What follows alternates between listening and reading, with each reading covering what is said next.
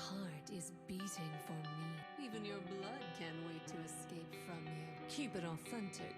Drink directly from the neck.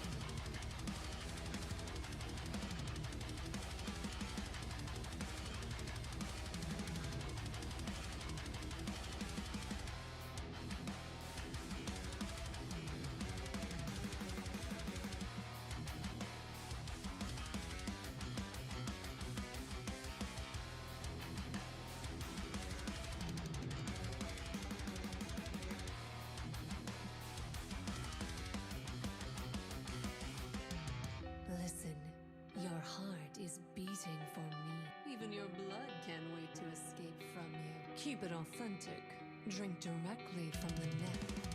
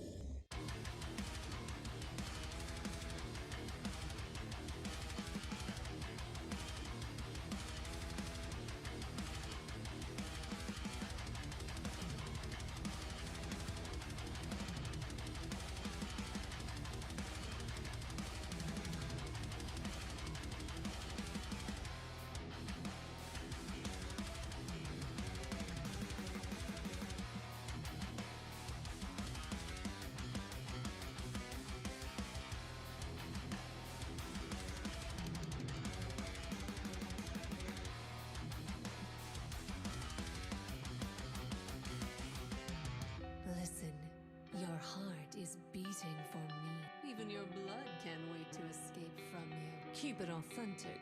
Drink directly from the neck.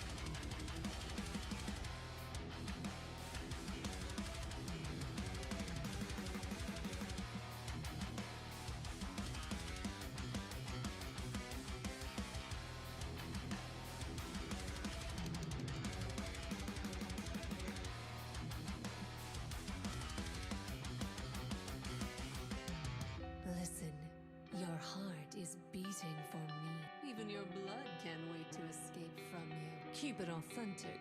Drink directly from the neck.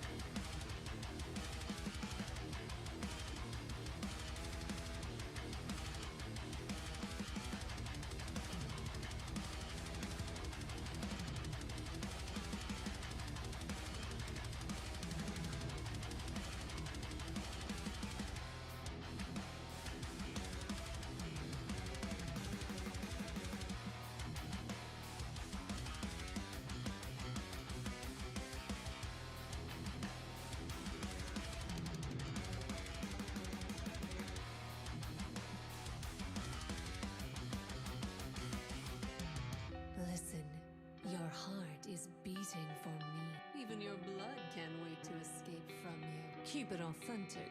Drink directly from the neck.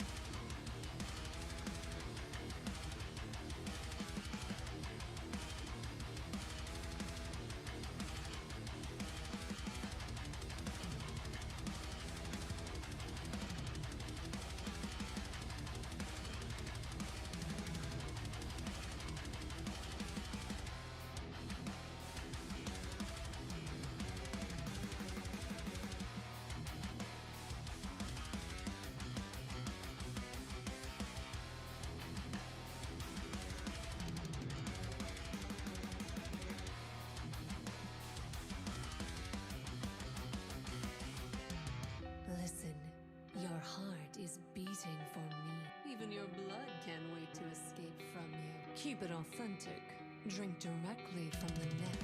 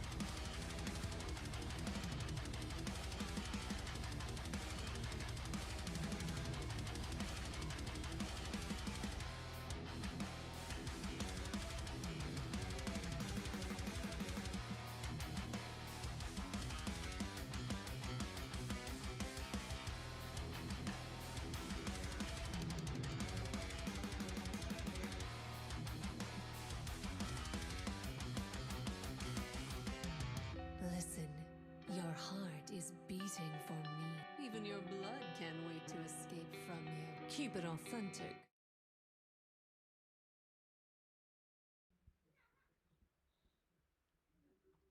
Hello, hello, everyone. Welcome back to Obscura Showdown Season 3, powered by Vista. I am your caster and host for tonight, Venton. And tonight we have the last two matches of this round of 16, after which we will be entering the quarterfinals of Obscura Showdown Season 3. Now, tonight we've got some interesting sets for you. The first match, match number 7 of the night, is between two teams that are two brother teams, you could say. We have Yama and Yama Esports. Now, Yama Esports is on the blue side, whereas Team Yama is on the right, on the red. So, just to clarify confusion, we will just go with the blue and the red team. And I hope everybody in the chat is hyped for this match. Remember, guys, if you are watching and enjoying the streams that are coming from Obscura Showdown and the Fusion Prime team, do like the video and subscribe to the channel. Turn on notifications to stay tuned as we enter some more interesting showdowns. Now, without any further ado, let us get straight into the bans. Now, we do see that the blue team has already banned out the Julian and the Ruby, whereas the Hylos and the Roger are removed off the map. Now, let's see what the blue team are going to decide upon last. The Zushin is still available, so that is something that they might just barely leave open so that they have a little bit of an advantage. But nope, they do ban it out. Again, the blue team does have that first pick now. Let's say the Zask will get banned off over here, or if the red team decide to take off someone else. Now, both teams are, again, I believe, brother teams, sister teams, I'm not sure. But I'm pretty sure both teams know how each other's players play. So, owing to that, they might actually have a head to head equal advantage this game. And they might have different game plans coming into this match. Let's see what the red team have to ban. They do ban out the Torresla. So that first big option is removed. The Edith is still up for grabs. So is the heroes like the Zasks. The Lings and all are also available. But the chip is immediately picked up for the blue team. Now the red team, they have again quite a few options that they could go for. Heroes like the Carmilla, especially in the roam role, have been doing decently well. A second pick jungler could also work effectively right here, but one of the risks, we might see a few mages as well getting taken up right here. The Edith is up there, and again the Aurora, which has been causing waves and has been doing very well this season, is secured by the red team. So this is a classic Edith Aurora combination coming in for the side of Team Yama, as Yama Esports do pick up that Zask. Now, Zask is another one of those scary heroes that if you do let scale, can really start melting your team, especially if it's very tanky, since Zask scales off that magical penetration.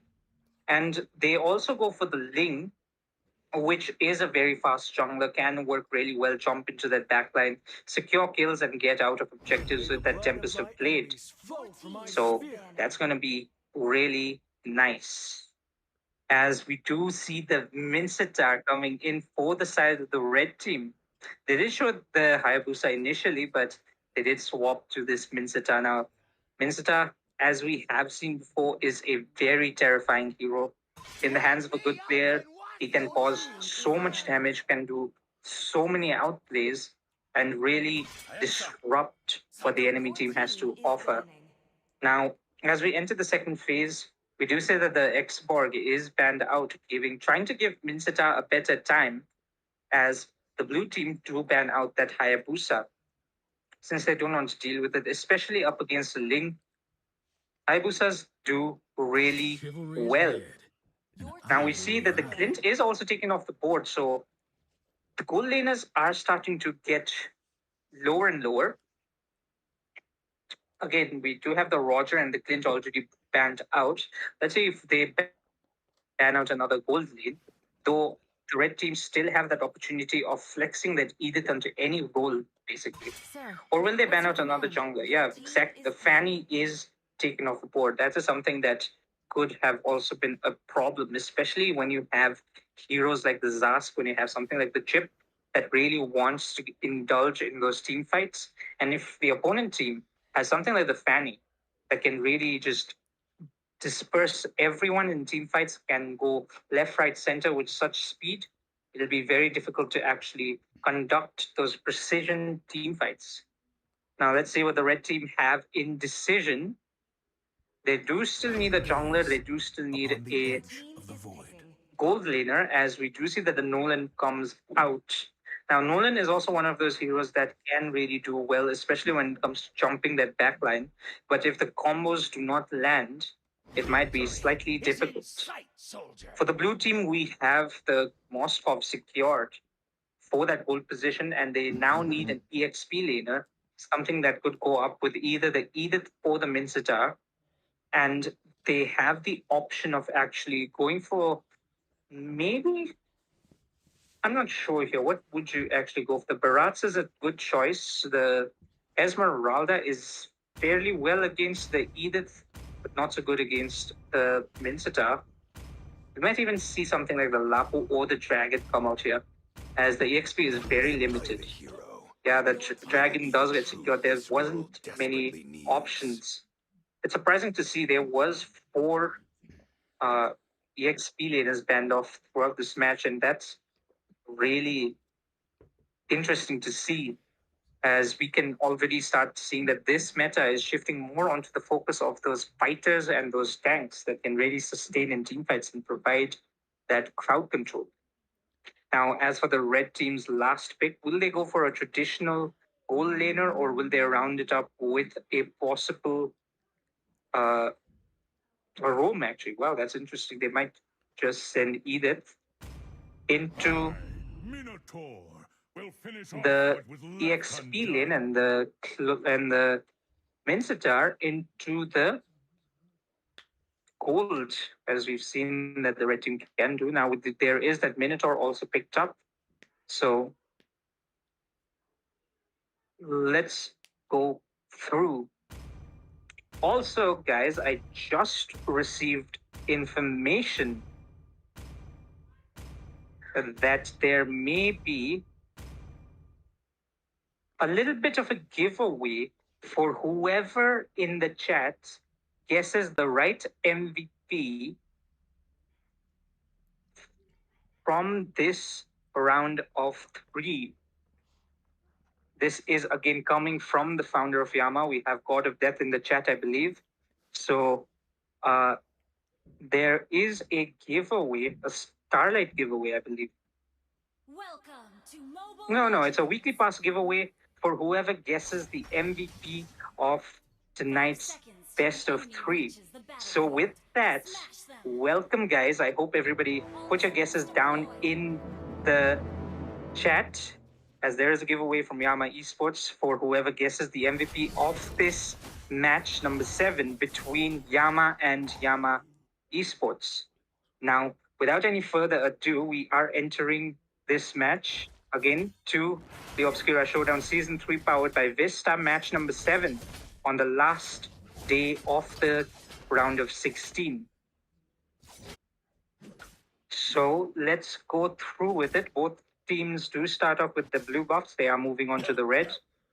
And we might see some little bit of an invade coming in, but it seems like there is a different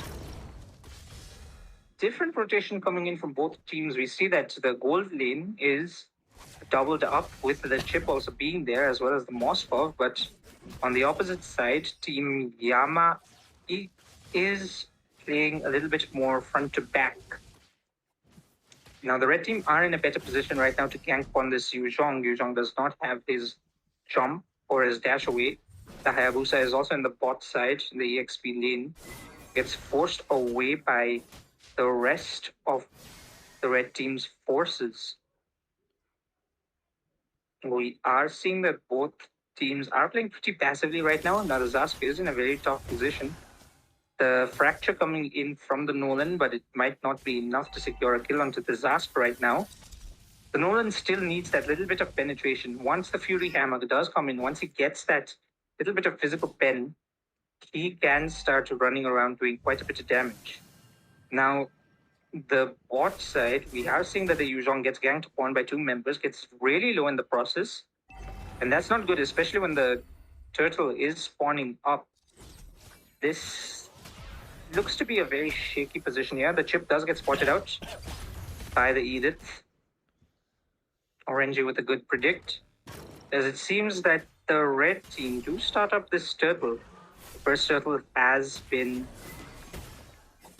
actually started up by the red team. The Edith is on that own mission. The chip is in position. He does have the shortcut as the Way of the Dragon does come out, as Yuzhong is able to secure that. The Spear of Destruction does land as the shortcut is used up. So is the Freezing Glacier. I mean, on the backside, the Tempest of Blades doing quite a bit on the Edith. Will the Edith be the first to fall? Is pretty low. The Yuzhong is there to secure that kill up. But Zask's little spawned cockroach is enough to take Edith down. That's a little bit of a revenge for their jungler. As the Ling did go down in that skirmish, the Edith's Primal Wrath was enough to secure that kill at least before she went down herself. Now that was a very predicted team fight. Both teams were ready for that immediately. Now we're seeing a little bit of a gank onto that Mincetar is forced to flicker away from the chip.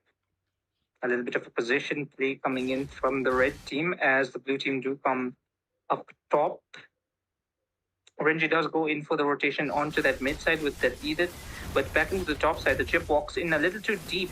Will he be able to get out? The control is there. The chip is a little bit faster, but the Nolan is able to connect with his fracture, securing another kill onto the board for Team Yama on the red side.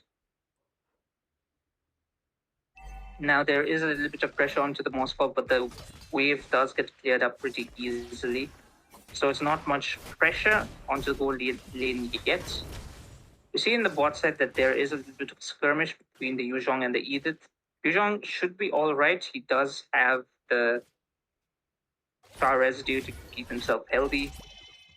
This passive really works. I mean, on the top side, the chip does get the shortcut onto the Minstar. The King's Calling does come out over there. Now, this looks like a bad spot. The Minstar is the first to fall to the Moskov as the Nolan does come into rotation. The Frozen Glacier, Frigid Glacier, already used up by the Aurora.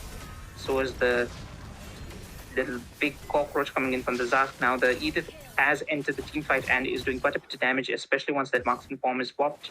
We have the Ling and the Yuzhong going down first as triple kill is secured onto that chip, giving the red team a bigger advantage. We can already see that the second turtle gets immediately chunked down and going over to the side of Team Yama. That was an interesting engage, which ultimately turned for the red team as the chip shortcut brought along the rest of Team Yama into the zone of Yama Esports. Good turnaround from the red team as they look to pressure bot side as well. A little bit of a lane swap coming in, but especially when they are at a deficit like this, it looks kind of risky to pull off. The Ling not being able to shine as much as there's quite a bit of control for the others from the other side that is stopping the Ling from actually functioning as fast as he's supposed to do. Let's see what happens over here as both teams. There is a little bit of a shortcut being used up in the bot side going on to Renji. Will the Edith survive this time around? The dash is there as well as the King's Calling coming in. The Yuzhong is able to take down the Edith, but the Edith falls in the process as the rest of the blue team disengage over there. The red team did get a slight comeback. They came a little bit later after all the skills were used, so it leaves the blue team only option to retreat. Meanwhile, they do secure another turret into the top side as the first turret of the game goes over to the side of Yama Esports. Now it seems like the Ling's rotations can finally start coming through as he is focused more on scaling his entire build, getting that farm up rather than just going in for those skirmishes. Whereas the chip is focused on bringing just their EXP or maybe their mage into the team fights to actually just assist around and play around the timings from this red team. This is the third turtle that gets started up, but it seems like this time it will be a contest. The Ling is hovering around here and there with the pinch boys. Meanwhile, on the other side, we do see that the Zas gets very low. Ling is able to secure that the third turtle. As the shortcut comes out, so is the Minoan Fury and the Primal's Wrath, catching the Ling out of position over there. The Zask may be caught off as well. As the shortcut, able to outplay him for just a bit. Might not be good, as the chip is trying to zone away the rest of Yama. And with that, Zask is able to escape. Very good play coming in from the chip, taking away the attention from the enemy, allowing his mage and mid laner to actually retreat safely. Now the Zask is slowly scaling over there, but it seems like the chip might be in a little bit of trouble as the Ling does come in to try and support his roamer. The Minotaur very low over there. The Primal Wrath is not available yet for the Edith, but the chip starts getting chunked very low, is secured by the Edith as the Primal Wrath does come out, and a double kill is secured by Renji. Again, this Edith has been popping off. The Sphere of Destruction does land. The Moskov can't really go on to 3 members. Very risky, as that is again the jungler and the roam taken for the side of the blue team. There's a bit of silence going on over here as the rest of the red team are trying to pressure that mid turret. They do have 4 members. Dominator's Descent does come out, and that is enough to zone away the rest of the opponent team. They are basically in good position. They have the resources to defend singular turrets, but once it comes down to that base defense, that entire duty falls onto the Moskov, as he's responsible for all the wave clear and the pressure. Now we do see topside that there is a shortcut used up onto the Minsita. Minsita does fall to the Yuzhong. Let's see what happens there if the rest of the team continue on that. But for that trade out, they do get that 9-minute Lord.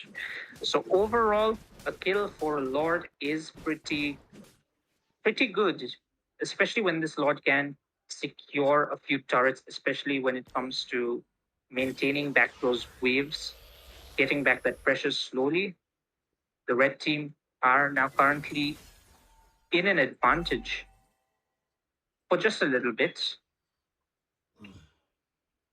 The gold is relatively even. The kill scores are relatively low as both teams are trying to play as passive aggressively as possible. The Zas coming in with the early Dominator's Descent, just trying to clear out waves. So is the Chip. Keep this mid lane as healthy as possible. Meanwhile, on the bot side, they are a few turrets top side, as well as the bot. A few turrets are going down. The Nolan does get caught off by the Ling, but is able to run away. The Minstar barely missing his hook. The Ling is able to walk out of that as the Ether is in a very tight position. Gets spotted out by the Chip, so we're going to have to see as a mid turret for the side of the blue team also is the next fall. Ling is able to secure his blue buff.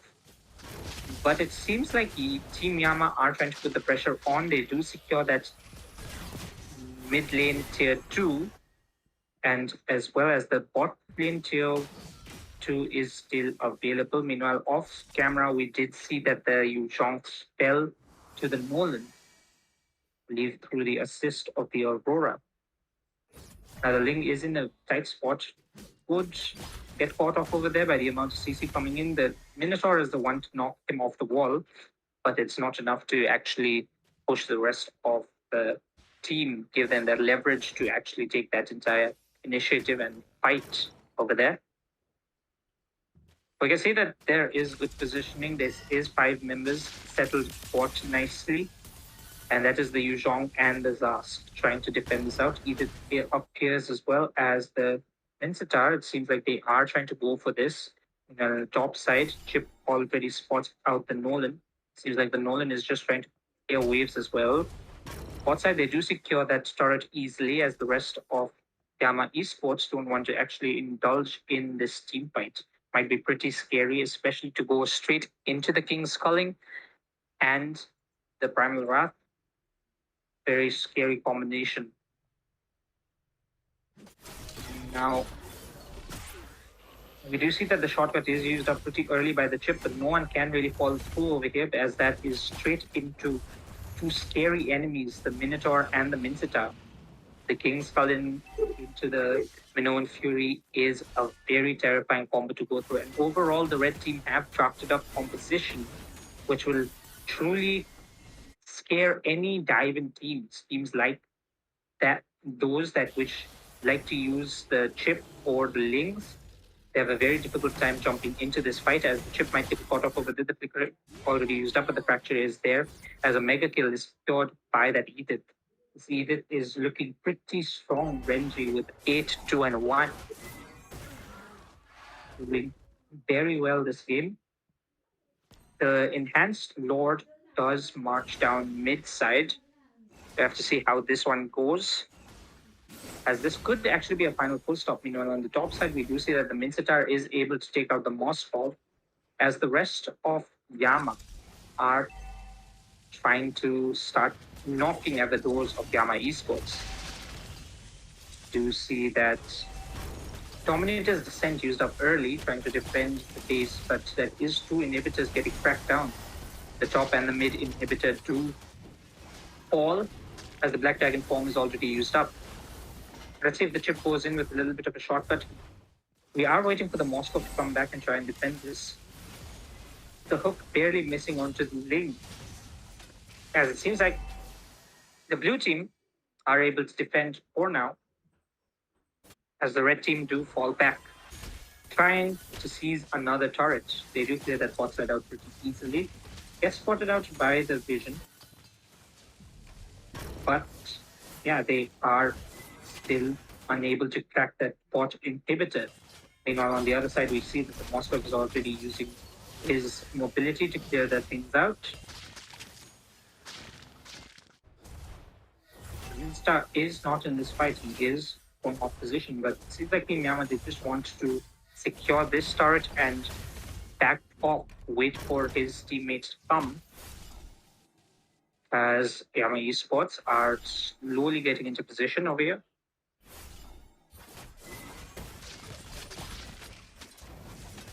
We have both sides in good positions. The blue team struggling a little bit, but that potential of comeback is present. Ling is not having a fun game tonight. He is sitting at 0-4-4, but it seems like he is able to dish out that little bit of damage. Both teams feeling good about the matches that are coming up ahead, as you guys should as well. Remember, guys, in the chat, I hope all of you have put down who you think would win and who you think would be the MVP, as we do have Yama Esports, God of Death, giving away a weekly pass to whoever guesses right. So stay tuned for that, as we will confirm the winners of that little giveaway at the end of the stream. So yeah, stay tuned for that. Coming back into the game, we do see that the Lord does immediately get bursted down. The Ling is trying to reach there. Will he reach there on time? But no, it's not enough, as he does get caught up by the Aurora, is able to run away with that Ice Retribution. Seems like the red team do not want to chase.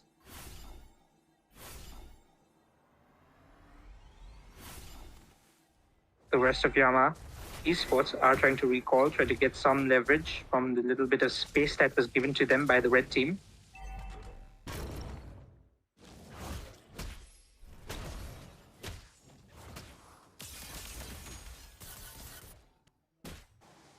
Again, there is a shortcut used up immediately by the chip, but since it won't be really that efficient in this team fight, it might just be wise to use it up early. But the Black Dragon form is also baited out from the Yuzhong as he steps up a little bit too aggressively. Now with the Lord marching down mid, looks to be a very scary positioning over here, as the red team do try to get into position. Spear of Destruction already used up, as there is a one-man Petrifier, as the Mignon Fury does not catch into any, but the Frigid Glacier is there. Yuzhong is the first to fall as an unstoppable lands for the Edith. Will she get more? But no, she won't, as that is game number 1 over to the side of Team Yama on the red. With that, I hope everybody enjoyed. Remember to like the stream if you guys are watching and enjoying. Subscribe to the channel, and we will be back in a few minutes with game number 2. Also, to give the names of those that you think would be the MVP of the match. Thank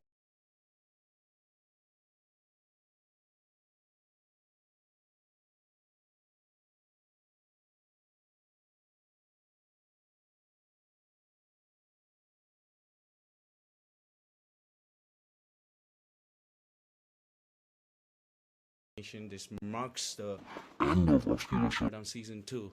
Big shout out to the Fusion Vibes team. Big shout out to Crank. Fun. We'll catch you next time. Till then.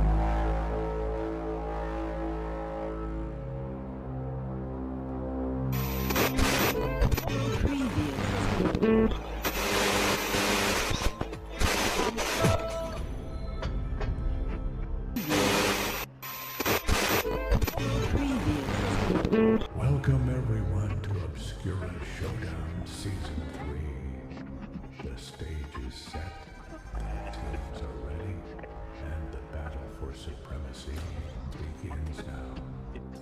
Brace yourself for a relentless showdown where only the fiercest will conquer and reign supreme.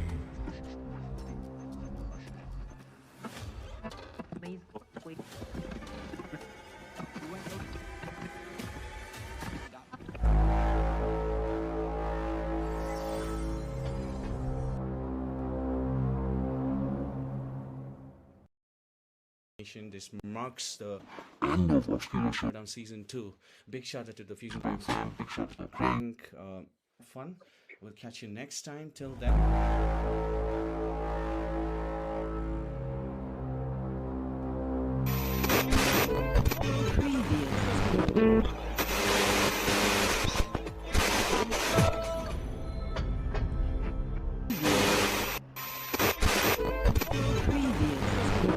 Welcome everyone to Obscura Showdown Season 3. The stage is set, the teams are ready, and the battle for supremacy begins now. Brace yourself for a relentless showdown where only the fiercest will conquer and reign supreme.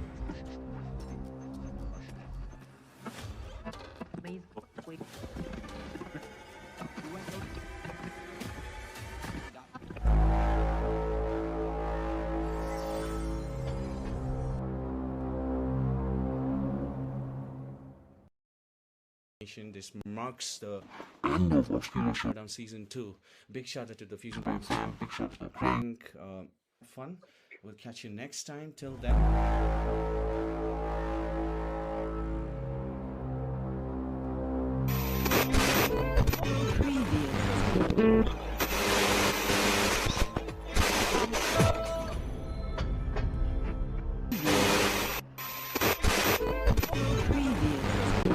Welcome everyone to Obscura Showdown Season 3. The stage is set, the teams are ready, and the battle for supremacy begins now. Brace you for a relentless showdown where only the fiercest will conquer and reign supreme.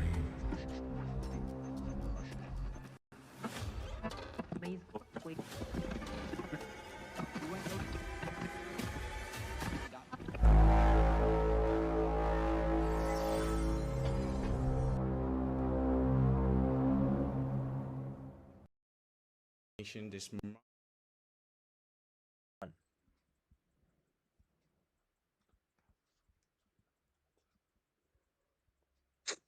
Hello, welcome back, guys. I'm sorry for the wait. I hope everybody is freshened up in that little bit of a break that we had. Now we are entering game number 2 of match number 7 of Obscura Showdown Season 3, powered by Vista, between the two sister teams, Yama and Yama Esports. This time around, Yama Esports, this time around, Team Yama have the first pick, and they will be on the blue side, whereas Yama Esports are on the red. I hope I said that right, because it is confusing to keep track of the teams. But without any further ado, let us get into the game. Who said there are no shortcuts in life? We do have the Teresla and Roger getting off the board. So is that Chip and the Ruby. Now the Chip is a respect ban coming in. They did not like the speed at which the Chip can rotate and bring the rest of the team into team fights. Also, guys, in chat, remember, there is a giveaway tonight by Yama's leader for a weekly pass for whoever guesses the winner MVPs. And that will be said to you at the end of the stream. So, guys, stay tuned for that. Tell us in the chat who do you think will be winning that MVP position, especially after this round of 3. Also, remember to like the stream and subscribe to the channel. And with that, we can come straight back into the match. As we enter the picking phase, the Xborg and the Zushin are removed as well, as the Hylos is the first pick for the side of the blue team. Let's see what the red team go for. They do have the options. Yep, the Zask is still available. They do also have other options as well. The Carmilla in the roam position does really well. The Edith is still up and available. Did really well, especially on in the hands of Renji, the EXP laner. But they do secure the Minsita first, which was played decently as well, able to counter those five-man initiatives taken by the chip with his shortcut.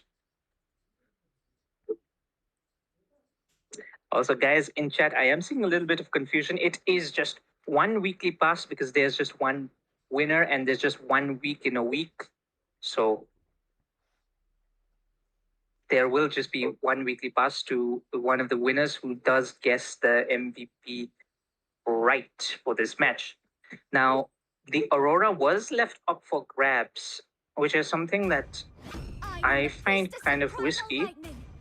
The Edith is taken up Your team is picking. immediately, as well as the Aurora secured for the blue team. That is again the classic combo we saw last game. The Edith and Aurora do pair up pretty well.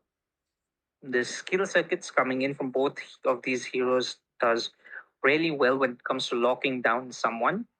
Now for the side of the red team, let's see what happens.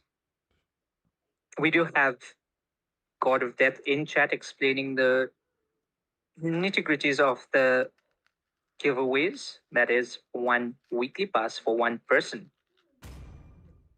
But coming back, we do see that there is a little bit of a wait for this last pick coming in for the red team. As are they actually going? They are actually going for this Thomas, getting locked in for the side of Diana.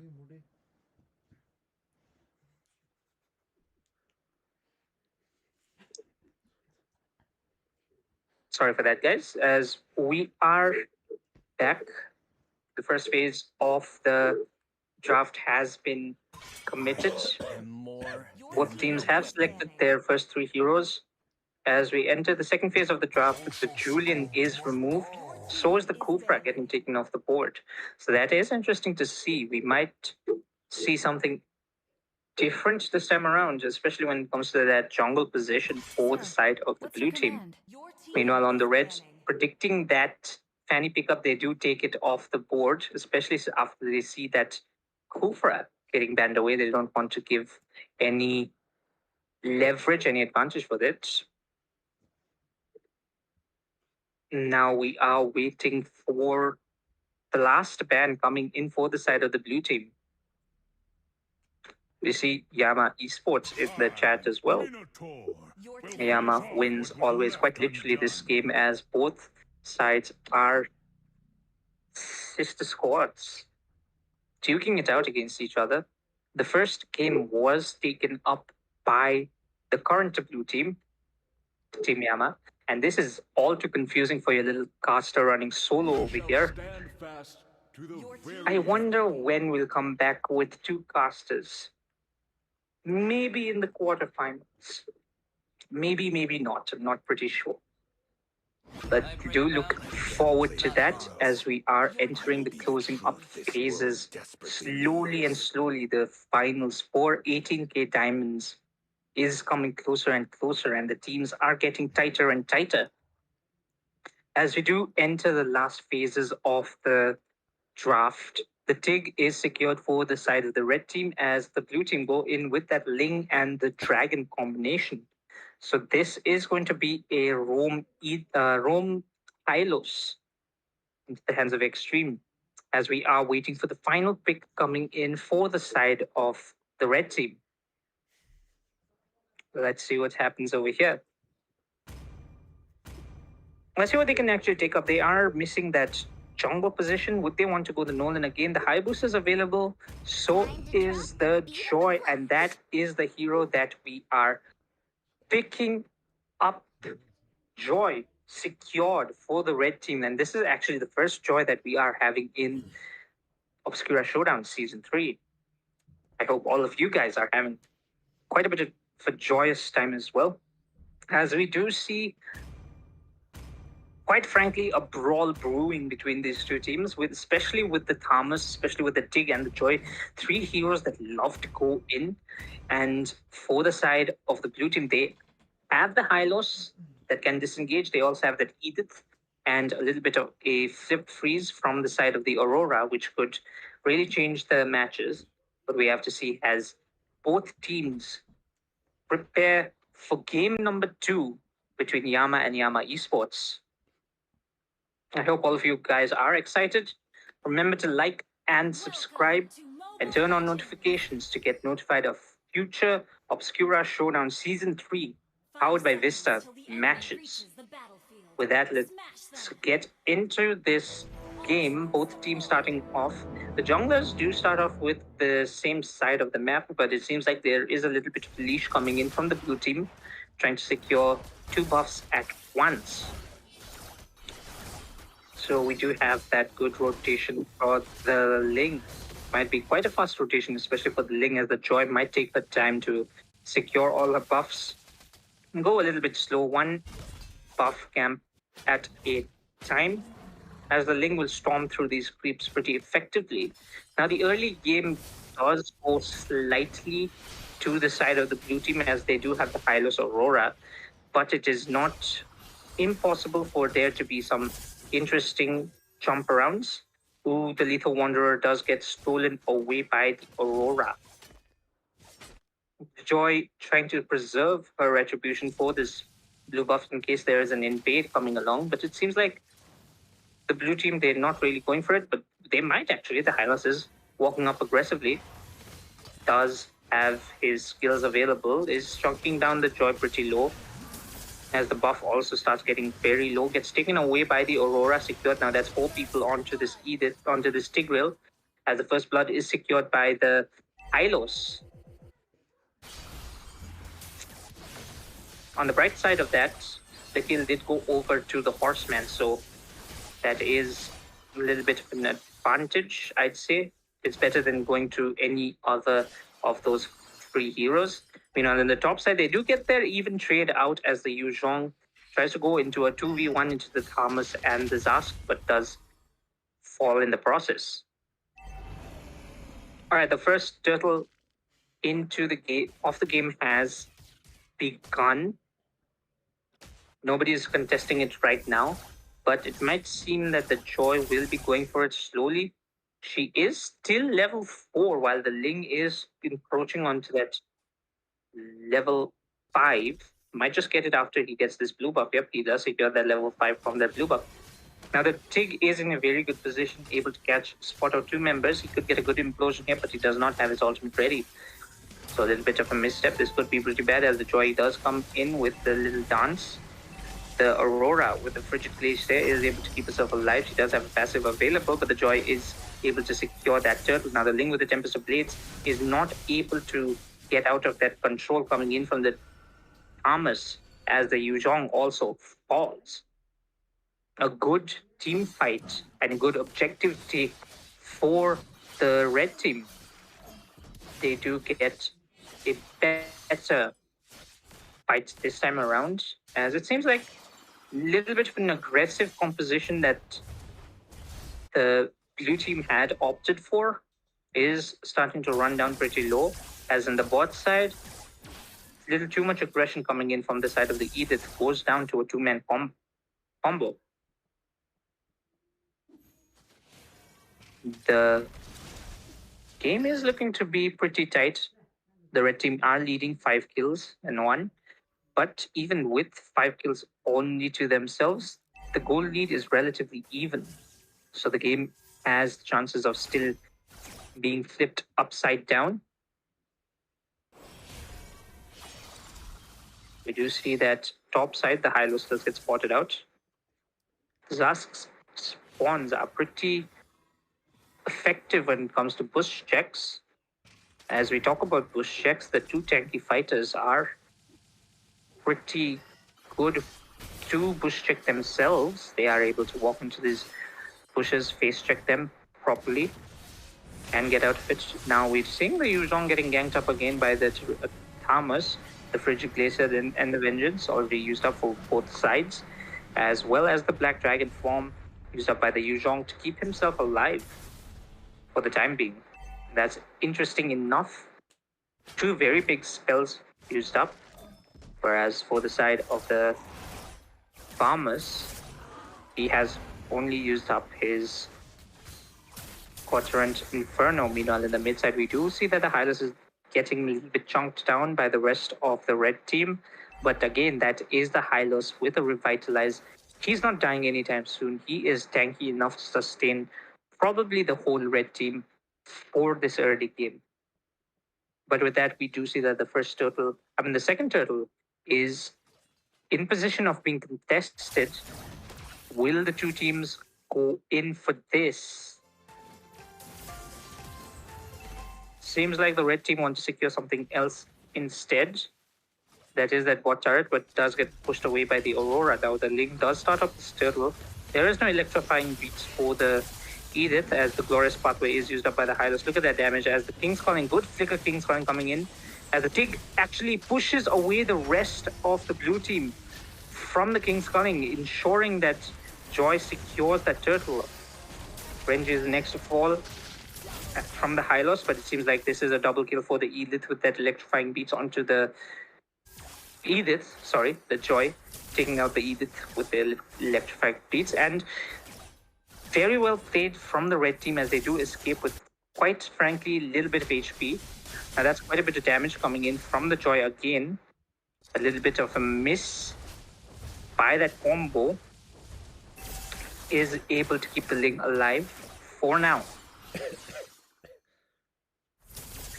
We are seeing that the top lane is starting to get pressured, but that is a Yuzhong, so he is able to clear that wave out pretty easily. The rest of the blue team is coming back into position, trying to get something over here. The Tig is also trying to flank the blue team. Gets spotted out by the Hylos. Let's see, this match is looking a little bit tight, especially in the top side as two people already collapsed. Silplay already used up over there. The Tig does have the implosion, but the Aurora is not the right target to catch over here as she does have a passive still, even though she does not have a battle spell. As the Joy gets spotted out by the Edith, they are able to play a little bit safe over here. Try and spot out the rest of the enemy team for both sides actually before they engage on the team fight, but it seems like the Joy has other plans as the electrifying beats do drop onto the Hylos, but again the Hylos is pretty tanky. Meanwhile in the top side the Yuzhong does come out. Supposed to back off just a little bit as that is a tiger in the bush, a real man. Seems like the EXP lane is left to be a one-on-one for now, as this is the third turtle spawning in. The Zas coming in with the Dominator's Descent, trying to secure this mid-side turret. The Aurora gets pretty low as the Frigid Glacier does come out. Will this be a catch? No one falls yet. The Tig is pretty low himself, so they might not be a good initiation. Has to use the flicker to keep himself alive. And this third and final turtle might maybe go to the hands of the Ling. Finally, will he get a turtle? Nope, he does not, as Joy is able to secure that. Now the Thomas is in a very bad position, pops the Prevescent Inferno. He is able to survive quite a bit as the shutdown coming in from the Edith. Thomas is the next to fall over there, but the Mincetar and the Zask are there to help clean up for their team, as the rest of the blue team can just watch their towers get demolished now to the Mincetar and the Zask's spawns.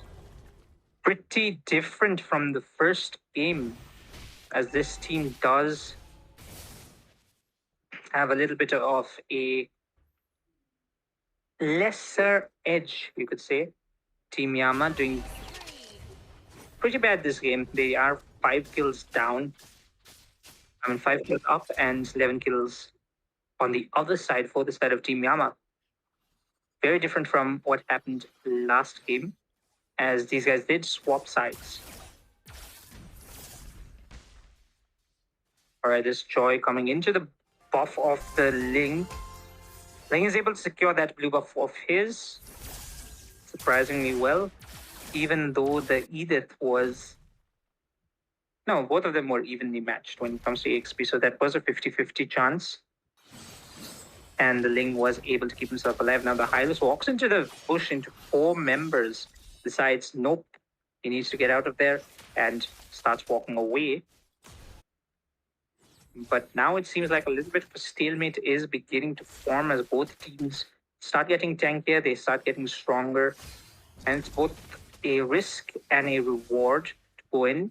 The Hylos starts getting chunked very low by the Mincetar as the Aurora sprints away, barely surviving, gets healed up just a little bit by the Revitalize, but there is a good 2-man implosion coming in, is able to take down the Aurora, but the Aurora was able to land the Freezing Guard now, and all of team fight is breaking the mid-side. The Glorious Pathway has been used up over there, but the Yuzhong is still in Dragon form as the Tempest of Blades secures quite a bit, and 2 double kills coming in for the side of the Edith and the Hylos, and the Ling picking up 1 more kill, wipes out the side of Yama, as Yama Esports secure the first Lord of the game. A very good turnaround.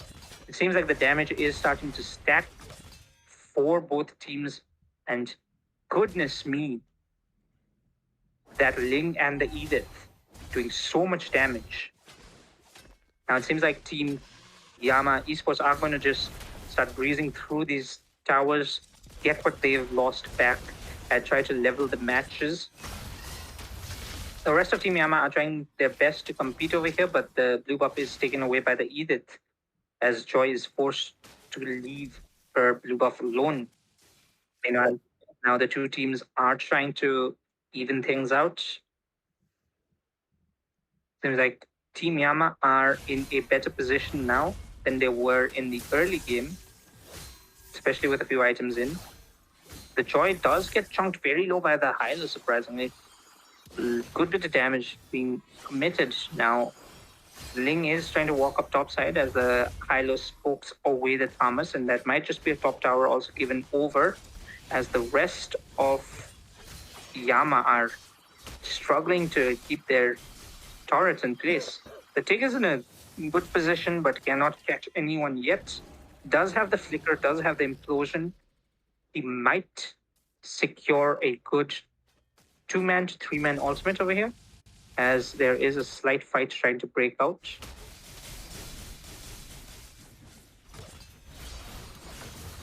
Armus in the top side does slowly get a little bit of vision for his team, but he knows there's a few members of the opponent on that push. Will this be it, guys? Will Team Yama win over Yama Esports and move on to the next bracket?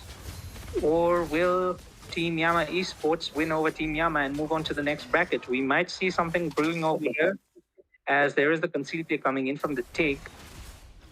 Gets flipped by the Edith, gets pretty low, is able to dash away. A very good control of his hands, not really just panicking and using the flicker or even his ultimates immediately. Most Tig players in our ranked matches might have just done that. Press that implosion, press the flicker, try to get away without his team around. But that is good control coming in from the side of L. All right, a little bit of pressure is starting to build up, but not something that the red team can't really control. They have good wave clear. They do have good tower clear as well, so it could turn around pretty quickly. But it seems like both teams are currently at a stalemate. They are just waiting for each other to make the first move. And we might see that first move over here, as this is an enhanced Lord up, which does get started up immediately. Ling trying to bait out quite a bit over here. The rest of Yama do send their Tig in for the initial check. The implosion coming in. Yet, nope, he does flicker out, try to get out over there. The King's Calling is used up over there. The Aurora secures kill onto the Tig, as in the Edith bursting down the Teresla. The Thomas, as Joy also is the next follow double kill for the Ling. As look at the Yuzhong's positioning, he is quite deep in there, but the Shah residue is enough to take out the Zask, as that is another 5-man wipe. for the side of Yama Esports. And with that, I think so they may be able to take this turret down. Possibility is there. Hylos is tanking that. He does have his passive. He does have that ultimate's heal. And with that, that is 2-0 for the side of Yama Esports, winning this first match of the evening. Remember, guys, if you guys did enjoy, like the stream, subscribe to the channel, and turn on notifications to stay tuned. Also, stay tuned, guys, as the winners of the giveaway will be announced at the end of the stream. Again, this is a weekly pass, and all you guys had to do was comment who you thought would be the MVP of this match, and that would be the winners being going to the side of Extreme. So with that, we'll see you guys for the second match between 4DM and SpaceX Face. See you in a little bit. This marks the end of Obscura Showdown Season 2. Big shout out to the Fusion Prime fam. Big shout out to Crank. Fun. We'll catch you next time. Till then.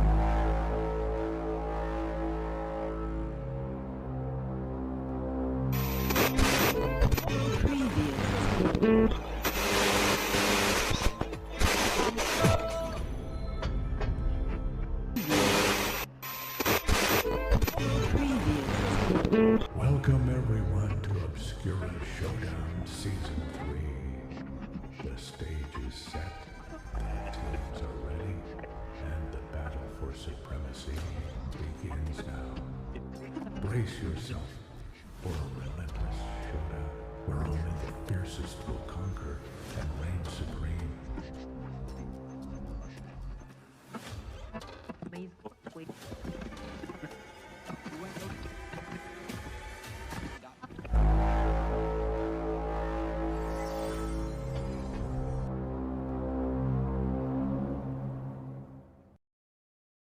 This marks the end of Obscura Showdown Season 2. Big shout out to the Fusion Prime fam. Big shout out to Crank. Fun. We'll catch you next time. Till then.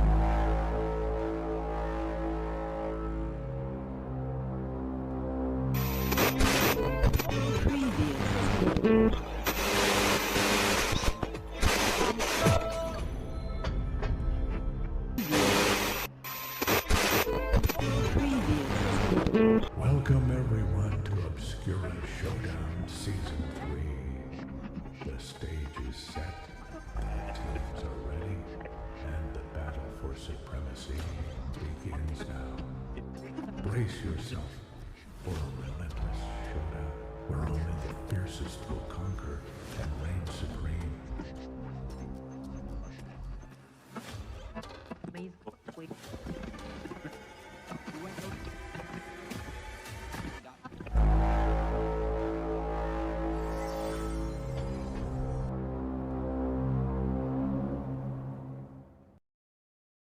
This marks the end of Obscura Showdown Season 2. Big shout out to the Fusion Prime fam. Big shout out to Crank. Fun. We'll catch you next time. Till then.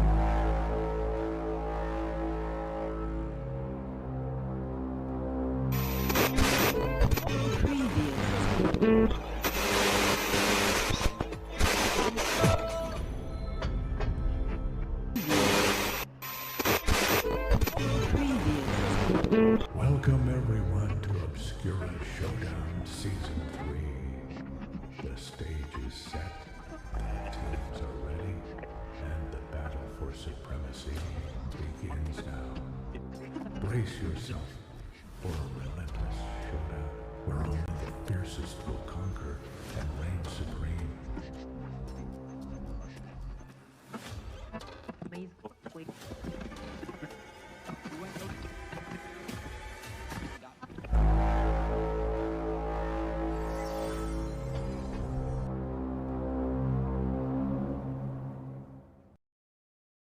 This marks the end of Obscura Showdown Season 2. Big shout out to the Fusion Prime fam. Big shout out to Crank. Fun. We'll catch you next time. Till then.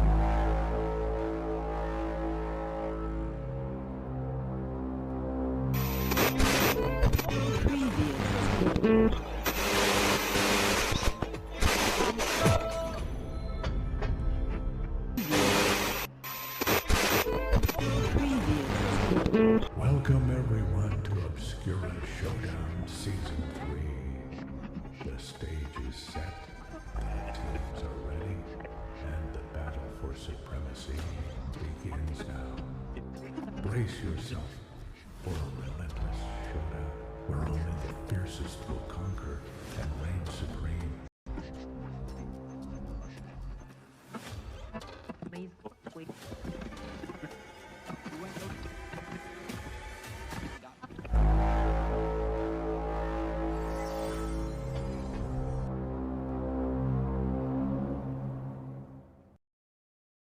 This marks the end of Obscura Showdown Season 2.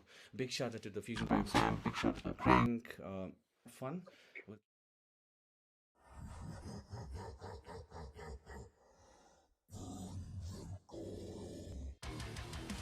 This marks the end of Obscura Showdown Season 2.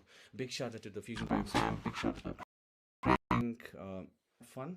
We'll catch you next time. Till then.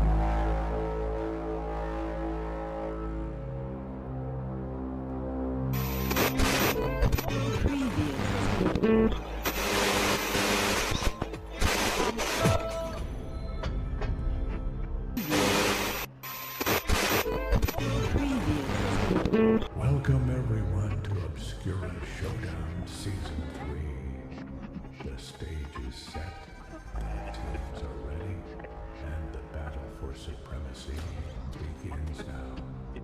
Brace yourself for a relentless showdown where only the fiercest will conquer and reign supreme.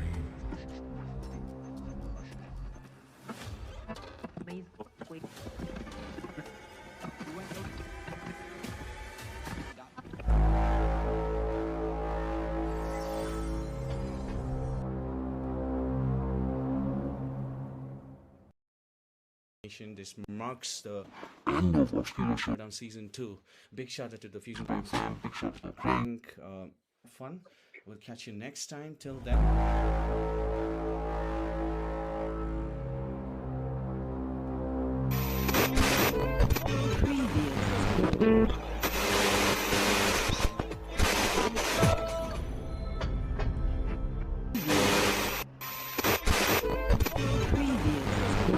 Welcome everyone to Obscura Showdown Season 3. The stage is set, teams are ready, and the battle for supremacy begins now.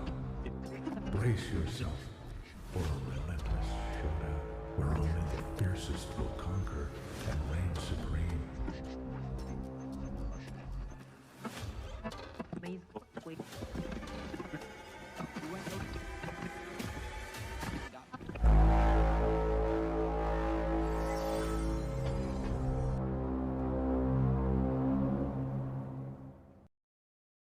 This marks the end of Obscura Showdown Season 2. Big shout out to the Fusion Prime fam, big shout out to Crank, fun. We'll catch you next time. Till then.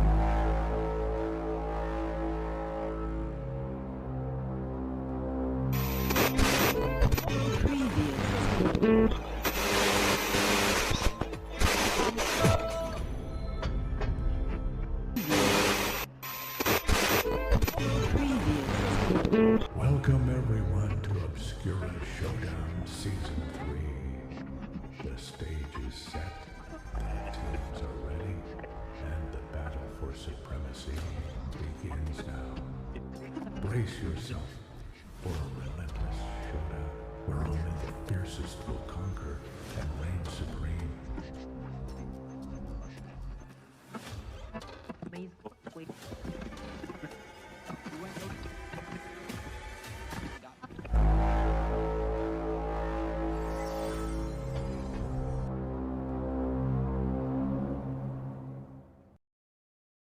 This marks the end of Obscura Showdown Season 2. Big shout out to the Fusion Prime fam, big shout out to Crank, fun. We'll catch you next time. Till then.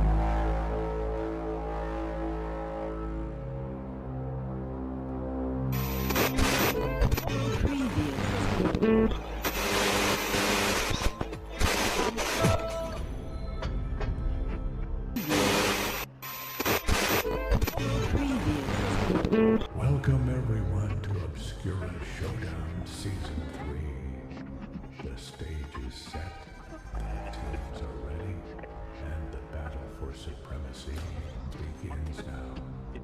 Brace yourself for a relentless showdown where only the fiercest will conquer and reign supreme.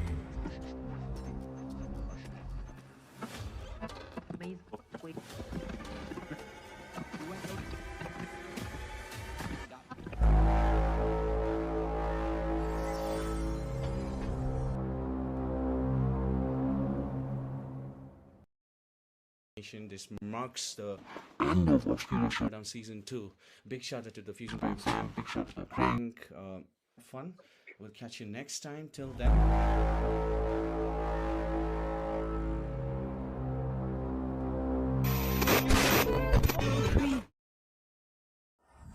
This marks the end of Obscura Showdown Season 2. Big shout out to the Fusion Prime fam. Big shout out to Crank. Fun. We'll catch you next time. Till then.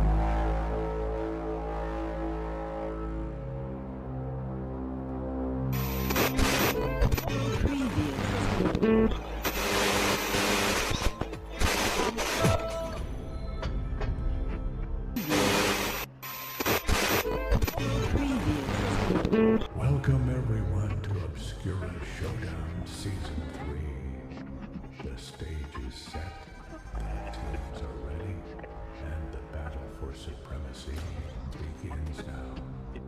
Brace yourself for a relentless showdown where only the fiercest will conquer and reign supreme.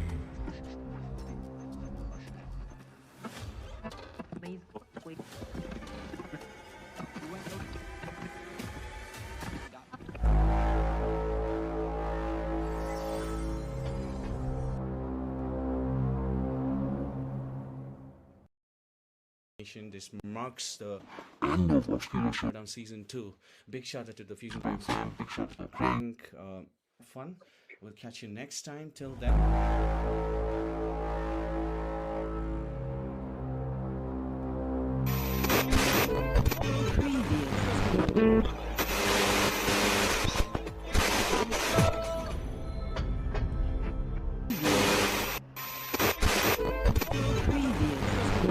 Welcome everyone to Obscura Showdown Season 3. The stage is set, teams are ready, and the battle for supremacy begins now. Brace yourself for a relentless showdown where only the fiercest will conquer and reign supreme.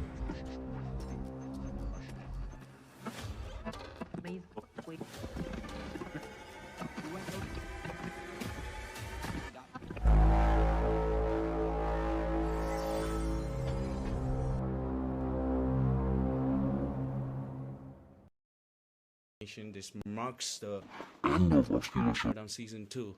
Big shout out to the Fusion Prime fam. Big shout out to Crank. Fun. We'll catch you next time. Till then.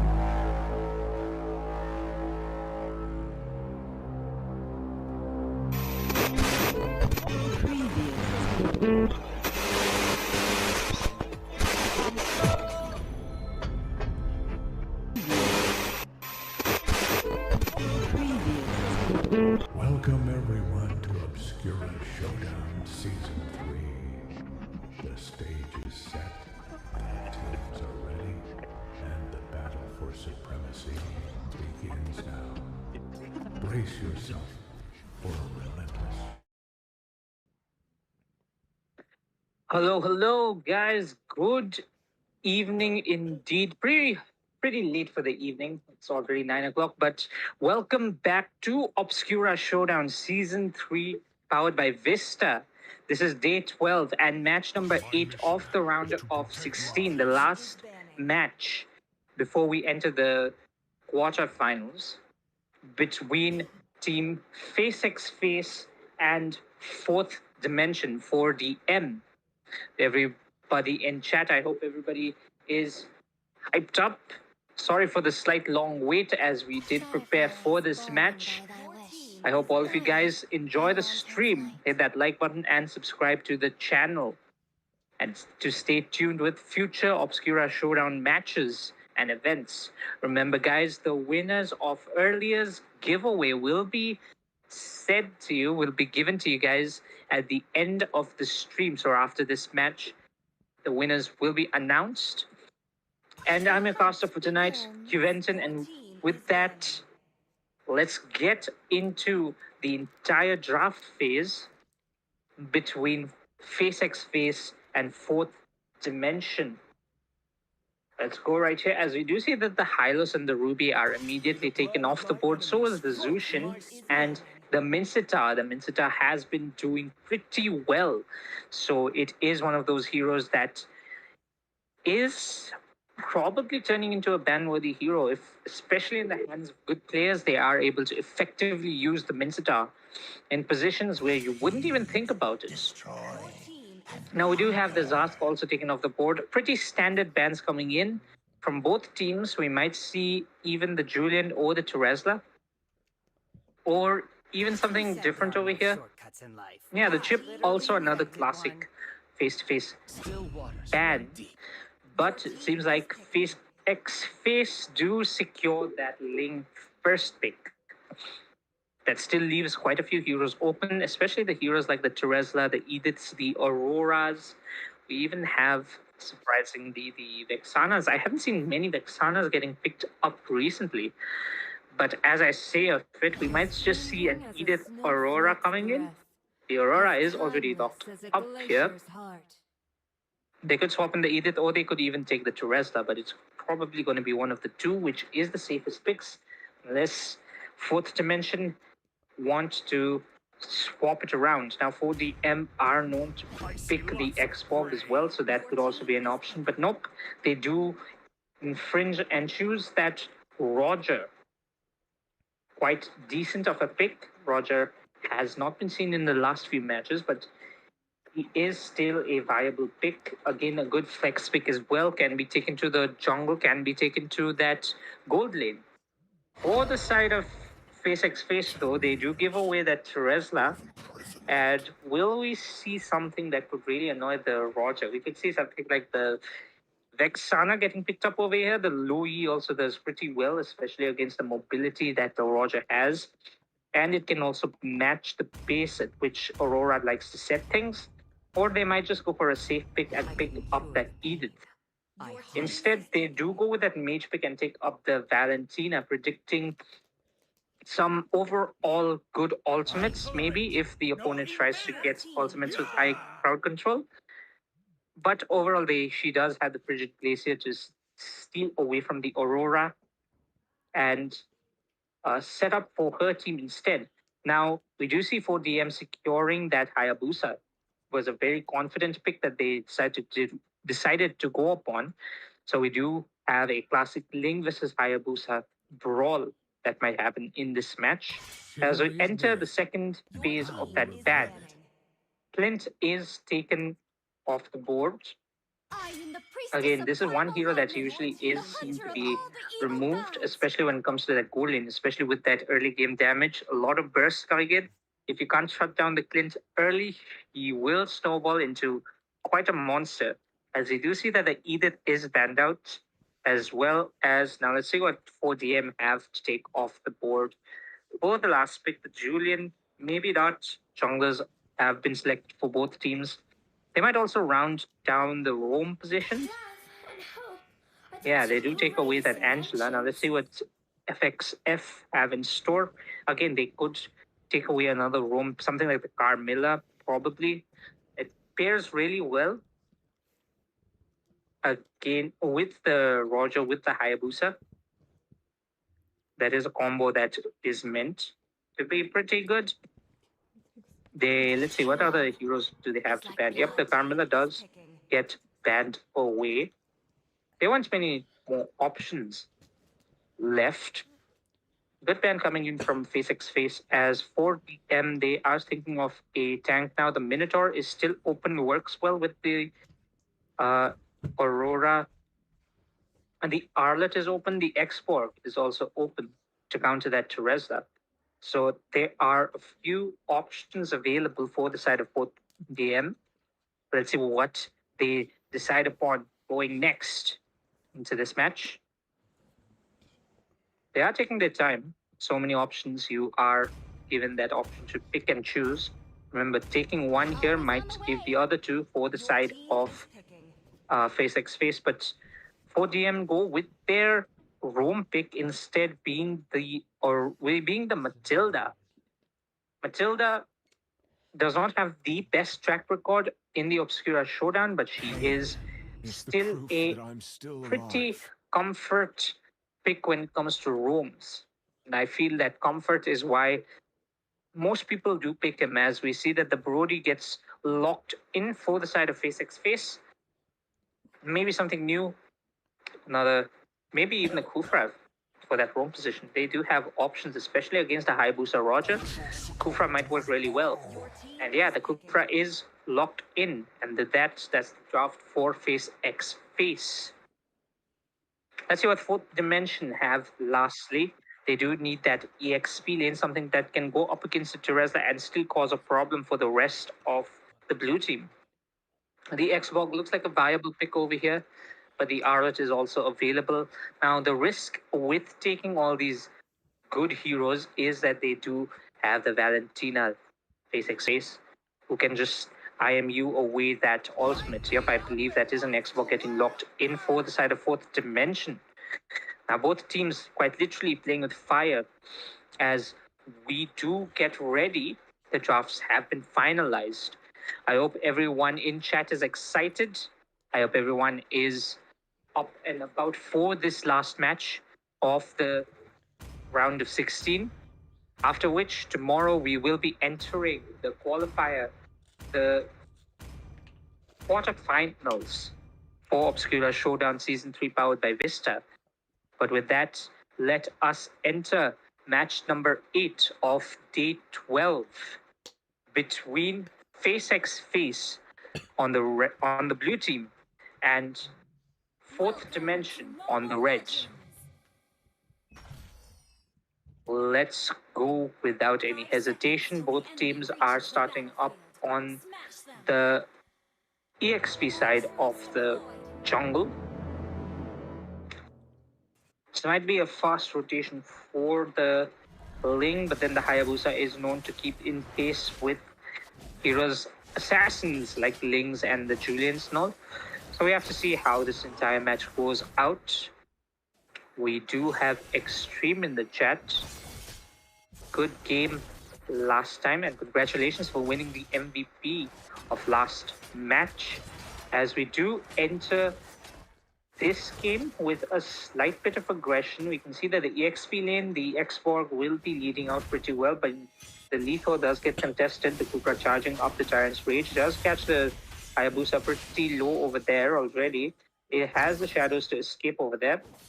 Seems like the Ling wants to try and chase, but does not, as he wants to get the farm first. The Matilda trying to get some vision over there, but the Valentina is present. The Tyrant's Rage does get charged up, but does not find anyone this time around, as the quad shadows might come in from the Hayabusa.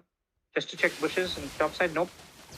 Seems like they might not go in.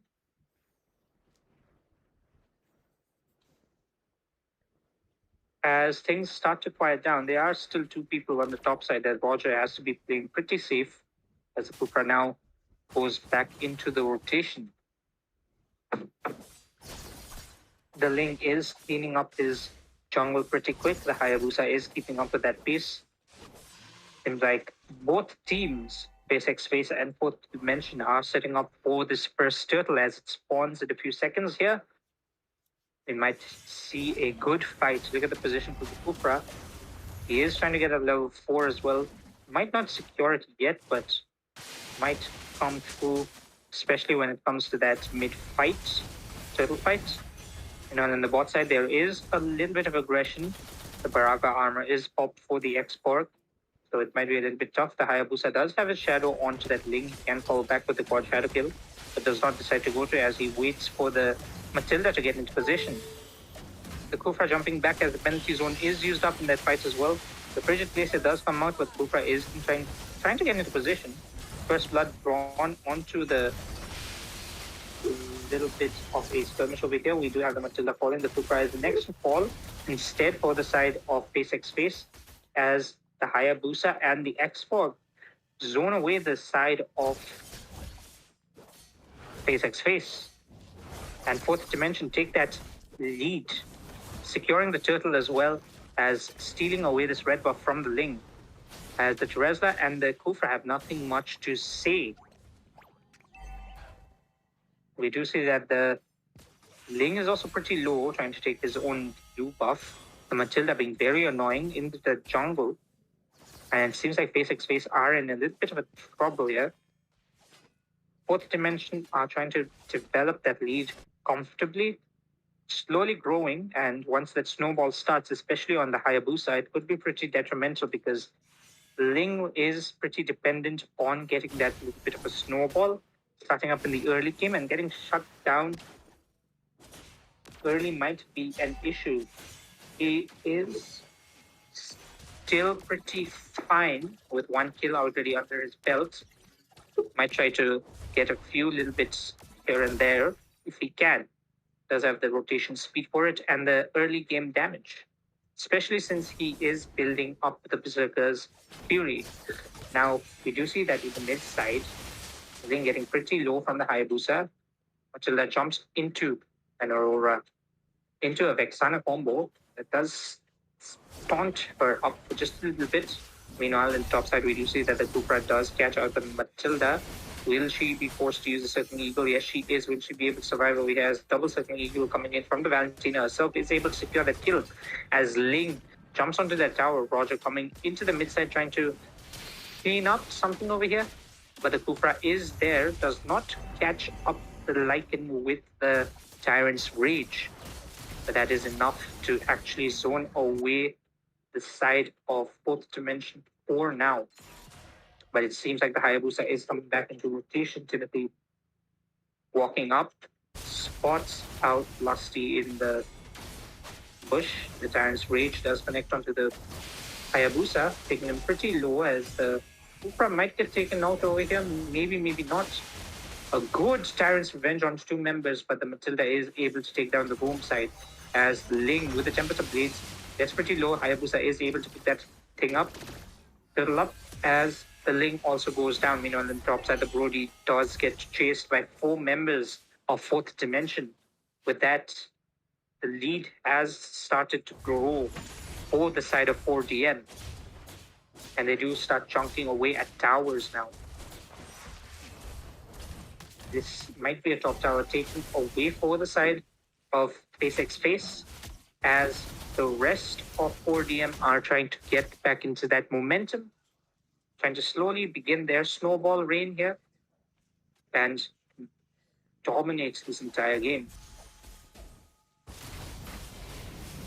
We do see a little bit of a skirmish getting brewed over here. Teresla taking quite a bit of damage. That's Xbox damage might start stacking over there. The mega kill for the side of the Hayabusa, that Skypius coming in clutch as the Xbox secures the kill onto the onto the Kufra as well. The Ling coming into the Tempest of Blades immediately gets caught in the Frigid Glacier as the Hayabusa in the backside is able to try and take the kill onto the Valentina. Valentina is able to walk away safely as the Hayabusa steals away the red from the Ling. With that, I think so. The lead has started to develop. There's already a 5k lead for the side of 4DM. FXF are in a slight trouble. They might start tumbling down right now. We do see that the Teresla is already getting ganked upon by 4 members. The penalty zone does come out, but the Shadow Kill keeping the Hayabusa healthy. That is a Teresla taken off the board. As that might just be a bot tower also given up. Aurora is back into that mid, trying to defend it as third turtle of the game does spawn up. The Roger does try to get dove upon by 2 members. The Ling and the Brody are trying to go aggressively over here. The Kufra coming in with the Tyrant's Wedge, but not able to catch up the Roger just yet. The Frigid Glacier already getting used up by the Aurora. The Tempest Blaze used by the Ling is able to keep himself alive for just a little bit. Matilda's first of all, as the Ling is taken out by the Roger. The Dawn of Memory does not have enough damage to secure that kill onto the Roger, as the Hayabusa going back in with Quad Shadow Kill is able to pick up the Valentina. Nope, she is not, but the Xbox is there to support his team, support Timothy in securing that kill. Now the Teresla is there for this circle fight, but it is just the Teresla. Will the Ling be able to make it in time? Nope, it does not seem so, as the penalty zone connects onto Tooth. Kufra coming with the Tyrant's Rage, but the Hayabusa is there as he does secure that turtle. And look at this, the zone that the X-Borg provides is so much, that's quite a bit of damage that forces away the side of Face X Face. Meanwhile, bot side, we can see two members are already moving up for the side of fourth dimension.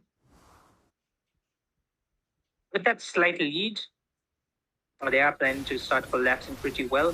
7k goal lead already started up as the Matilda gets caught up in the top side. The rest of 4DM are trying to come in. Kufra misses the Tyrant's Revenge as the shadows do connect. The blue buff does get stolen away from the Ling another time, as this Ling is getting starved in this entire match. At 1-3-1, Kai is quite literally crying as the X-Borg gets the kill onto him. The Tempest of Play is not enough to save him. The last Insanity does quite a bit of damage. Meanwhile, on the top side, we do see that the Hayabusa is able to kill the Brody. Now, in that entire skirmish, the Roger does get caught up by the Kufra. So that is the mid lane and the roam available still, trying to keep that defense strong. But for the end, they do back off over there, knowing that their Roger is down, so their push potential is pretty low. Keeping that discipline in, the Ling does jump back onto the X-Borg. This might be a bad idea. A flicker coming in from the X-Borg already used up, as the Bridge Glacier is also done, as the Brody gets caught off a killing spree for the Aurora out there. You see that the X-Borg is still doing quite a bit of damage, so Valentina trying to go back in, try to get a taunt, as that is a two-man penalty zone from the side of the Teresla, but the rest of his team is not present there, as the Lightning Bounce does take him out. The quad shadow kill coming in from the Hayabusa. Will it be enough to get a few kills over there? The Giant's Revenge is also used up, but it's not enough to catch the Hayabusa as he just jumps away from the shadows. As with that, First Lord does spawn up, and it seems like fourth dimension are going immediately for that. Turrets are starting to fall. The tier 2s are going down.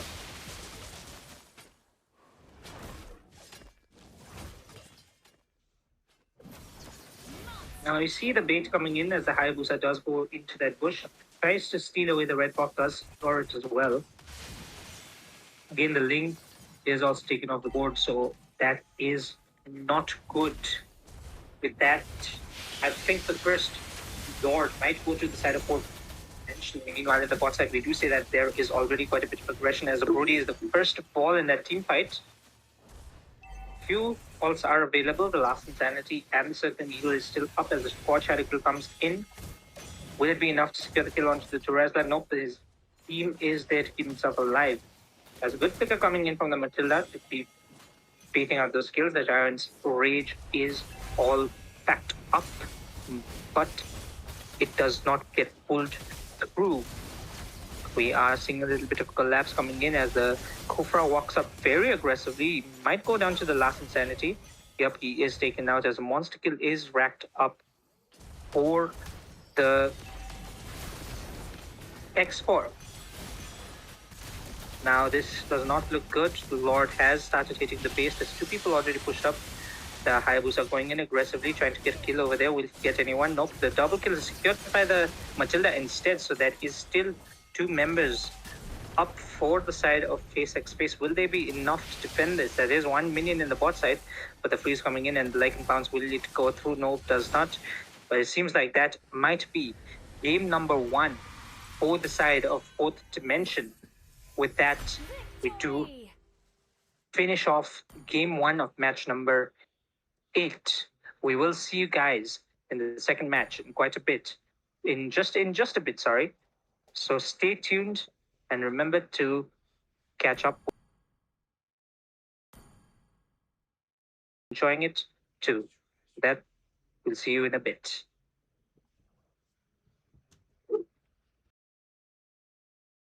This marks the end of Obscura Showdown Season 2. Big shout out to the Fusion Prime fam. Big shout out to Crank. Fun. We'll catch you next time. Till then.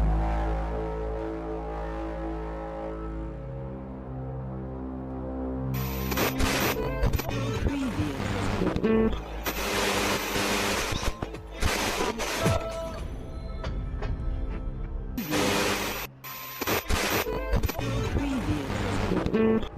everyone to Obscura Showdown Season 3. The stage is set, teams are ready, and the battle for supremacy begins now.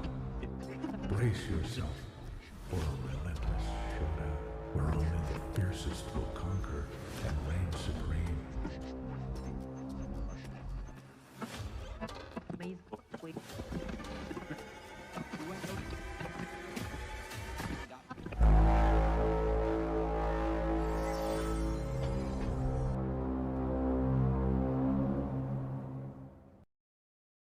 This marks the end of Obscura Showdown Season 2. Big shout out to the Fusion Brave fam, big shout out to Crank. Fun. We'll catch you next time. Till then.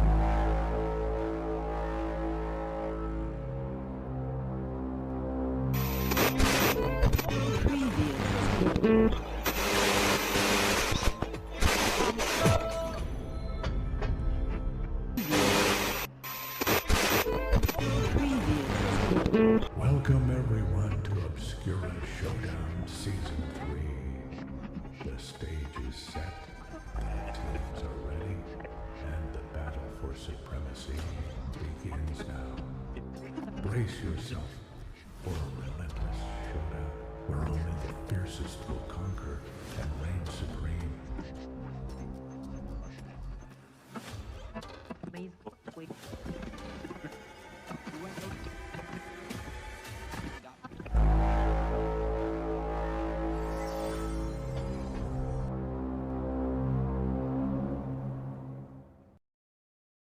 This marks the end of Obscura Showdown Season 2. Big shout out to the Fusion Brave fam, big shout out to Crank. Fun. We'll catch you next time. Till then.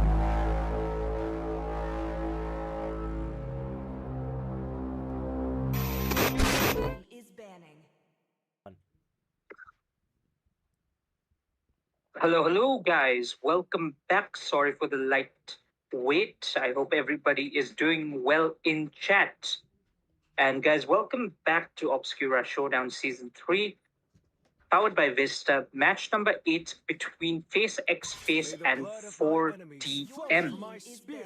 The lead in the first game was taken up by 4DM. They have already secured the first game of this best of 3 as we do enter the draft of game number 2.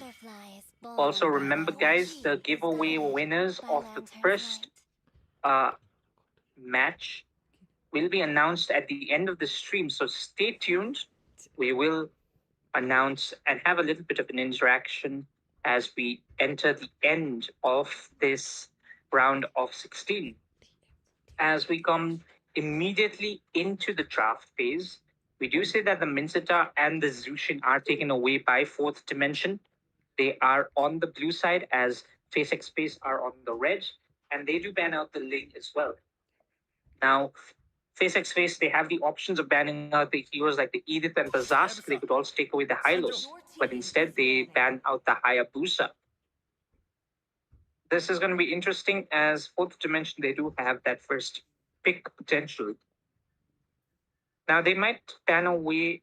My mission is to What could they ban away? Yeah, they ban away the Hylos. It's going to be one of those meta picks taken off the board because it's very risky to give away 2 heroes, and Hylos is a better hero that can fit into most compositions than the Zask, which forces you to actually build around the Zask mid lane.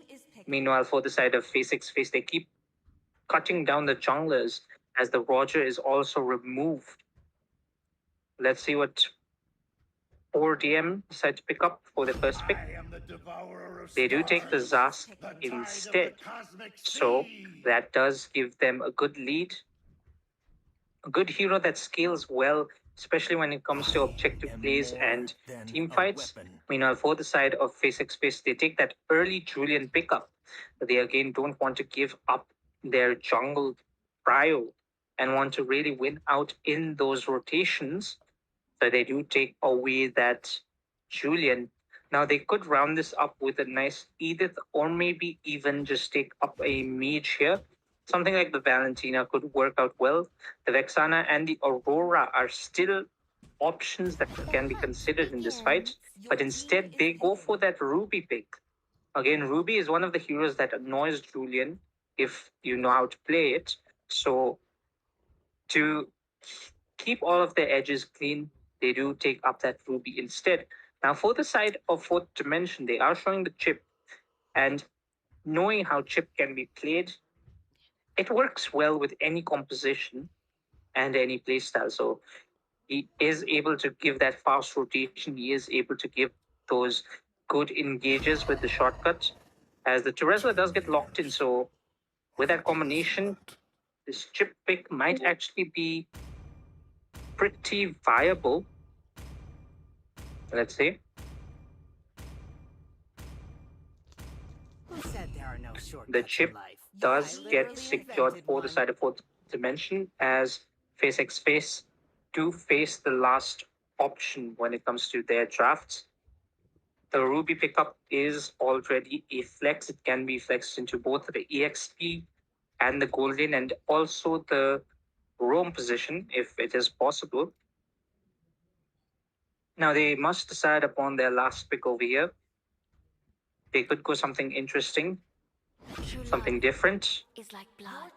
but they do pick up a Roam instead, which is the Carmilla. And Carmilla, especially against the chip, does decently well once the shortcut comes out and all 5 members from the opponent team does spawn up. The Curse of Blood immediately latching onto all 5 of them. That's a lot of damage being dealt. So it's going to be interesting here as we do enter the second phase of the bans. Let's see what happens over here as the two teams do decide out over here. Face X Face, will they decide to keep banning away junglers? It seems so, as the Alpha does get banned out. It seems like Timothy is getting target banned over here. That's interesting. The Aurora is taken off the board. The Edith is still up, but I think so that's what Fourth Dimension are planning to take out right now as well. Now, for the side of Face X Face, they could still ban the Fanny as well if they really want to cover up their edges, or they could take away something like the Edith just in case. Let's see what they decide to go for here. They are taking their time. This isn't that trustworthy. They do ban away that Edith, giving no room for adjustments for the side of Fourth Dimension. Now, Fourth Dimension, that does give them that actual option of banning away something else. They do take away that Clint, which is interesting. They must be planning out another gold lane. With that, Face X Face are left with the option of what they want to send into either the gold or that mid lane. With that, they could just pick up the Valentina here and clean up their composition pretty well. The Valentina does pair well with the Carmilla as well. They could also take up something like the Louis or the Vexana, which is known to do good over here, but instead they go in with the Claude pick for that gold secure. Now the Nolan is still available, so that might be the option for the side of Fourth Dimension. They have other junglers available as well. The Fanny is still up. We do have a few of the tank junglers, which we haven't seen up until now, get picked, but it is the Nolan going to be secured here, as the Claude being up could cause a little bit of a problem unless Fourth Dimension decide to go for picks like the Brody, somewhat even the Popel and Koopa, which we have seen a couple of times, but it is still a viable pick. But they might just go a Nolan over here. Nope, they decide upon that Brody. Pain is the proof Yep, that I'm still Brody alive. getting locked in for the gold lane of Fourth Dimension. Now Face X Face are entering that last pick, trying to round up their drafts with a good, suitable, viable mage. which quite frankly might just be the Valentina, but they could again go with the Vexana. Will they go with the classic Sicilian Carmilla though? Ooh, interesting enough. With the amount of engages coming in for the side of fourth dimension, the Carmilla might be pretty deep in these team fights. So having the Sicilian there to just pull her away, keep her alive for the moment, might actually be the best pick, as we do have the drafts locked in for both teams. I hope everyone in chat are ready as well, as we do enter game number 2 of match number 8 of Obscura Showdown Season 3 Day Space and 4DM. Remember, guys, to like the stream and subscribe to the channel to stay in tune. Welcome to Mobile And also stay up for the last till the end of the stream, as we will announce the giveaway winners of the first match. Then, All troops deployed. without any further ado, let us enter this game, as the teams do begin with the EXP side of the jungle. Both teams are starting off pretty quick here, but the Julian might be finishing faster than the Nolan. That's a possibility. There's a lot of a leash coming in, but it seems like the Nolan will be prioing in that creep clear. Now, both side lanes are evenly matched.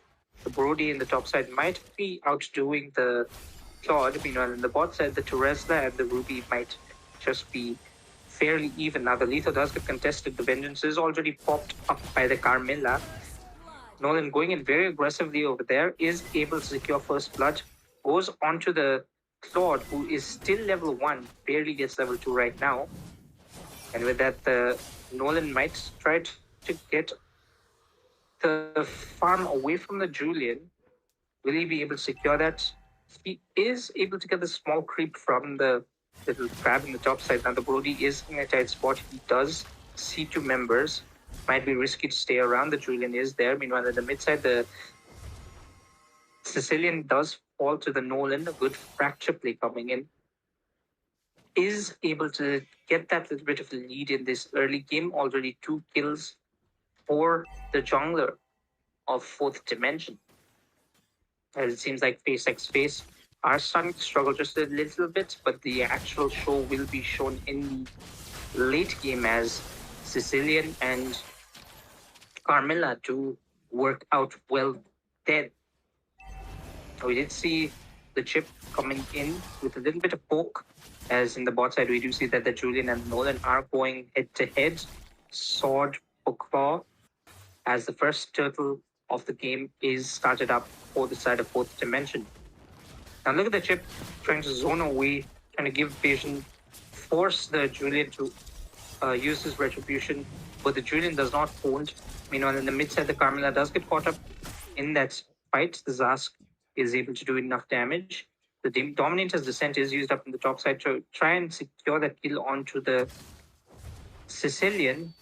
A bit of a shortcut used up by the chip as well, allowing his team to actually get a leverage in that fight. Already 3-0 for the side of fourth dimension. You might see the Claude getting caught up over there. He did see the chip rotate towards the top side. Super Sheik is in a good position. He does see quite a bit and can give quite a bit of information for his team as well. Meanwhile,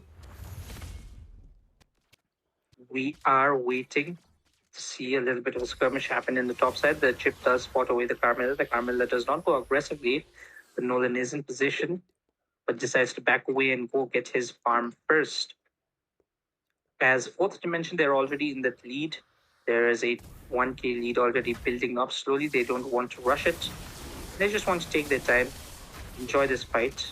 The Nolan does get spotted out by the Claude. Meanwhile, in the bot side, we do see that the Teresla does get caught up by 3 members for the side of Face X Face. Kind of off position for Haruki as he does go down. Meanwhile, the top side, the Blazing Duet from the Claude does come out, as well as the torn apart memory from the Brody, as Nolan picks up that killing spree, taking down the gold leader for the side of Face X Face. We do see that Fourth Dimension do have a better rotation right now. But with a Sicilian in the mid lane, that is expected for your opposing team to actually get that early rotation. Because Sicilian is not one of those heroes that's known to just rotate wherever he likes. He wants to sit in one lane, build those stacks up, and then start joining team fights. Meanwhile, now we do see that the second turtle does spawn up for this match, and it seems like Face X Face are in a better position to secure this turtle. See what happens over here as we are slowly entering this little turtle dance. The Nolan does get spotted away.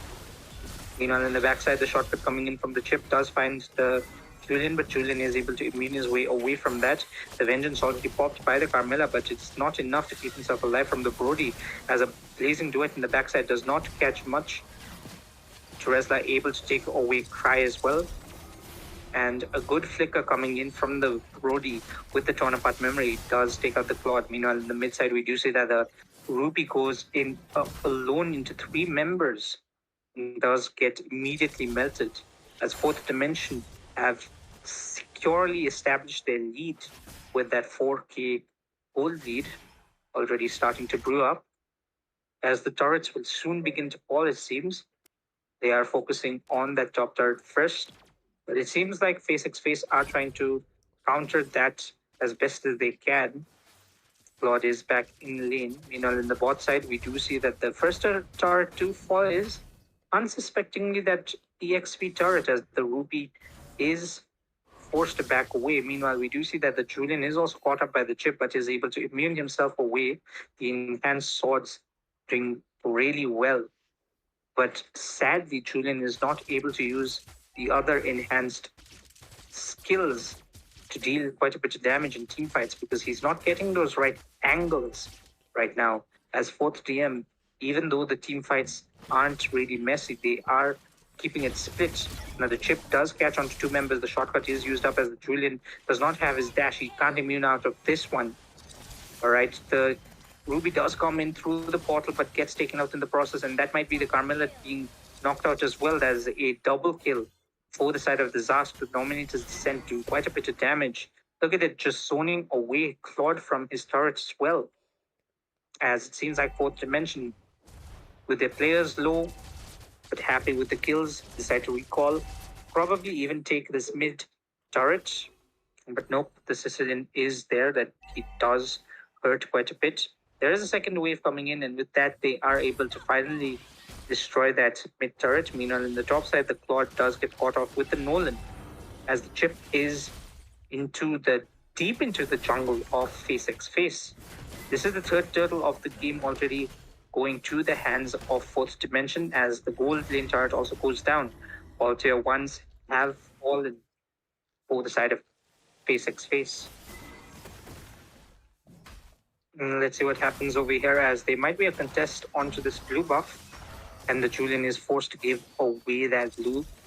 Does use up his retribution in the process as well. Look at the Zask's little spawn doing so much damage, as the Teresla does get caught off. Does use the penalty zone, just catches onto the Julian. Meanwhile, the Zask is able to get that mega kill onto the Carmilla.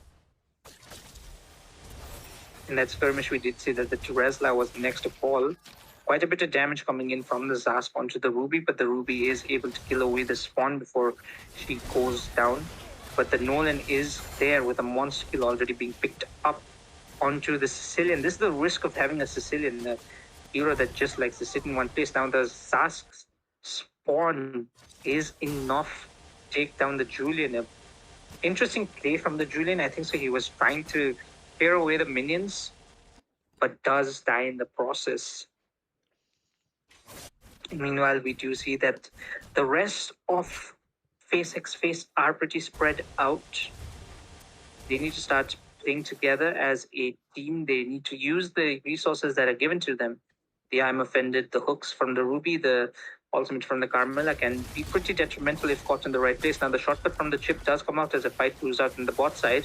The Dominator's Descent already being used up as the Ruby's the first fall in that fight. A double kill already secured for the Julian as a killing spree is taken up as Zask secures the kill onto the Sicilian as well. That's 4 members for the side of Space X Space already taken out as Fourth Dimension starts leading this with 10k gold lead at 9 minutes.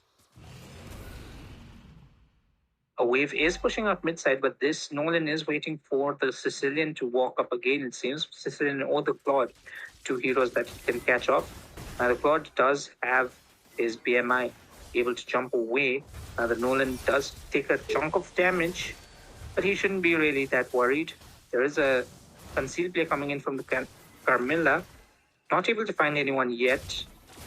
Brody walking in aggressively, but Julian is able to secure this red buff finally. But with that, seems like Fourth Dimension do start up this 9-minute Lord. Seems like they want to wait it for just a bit.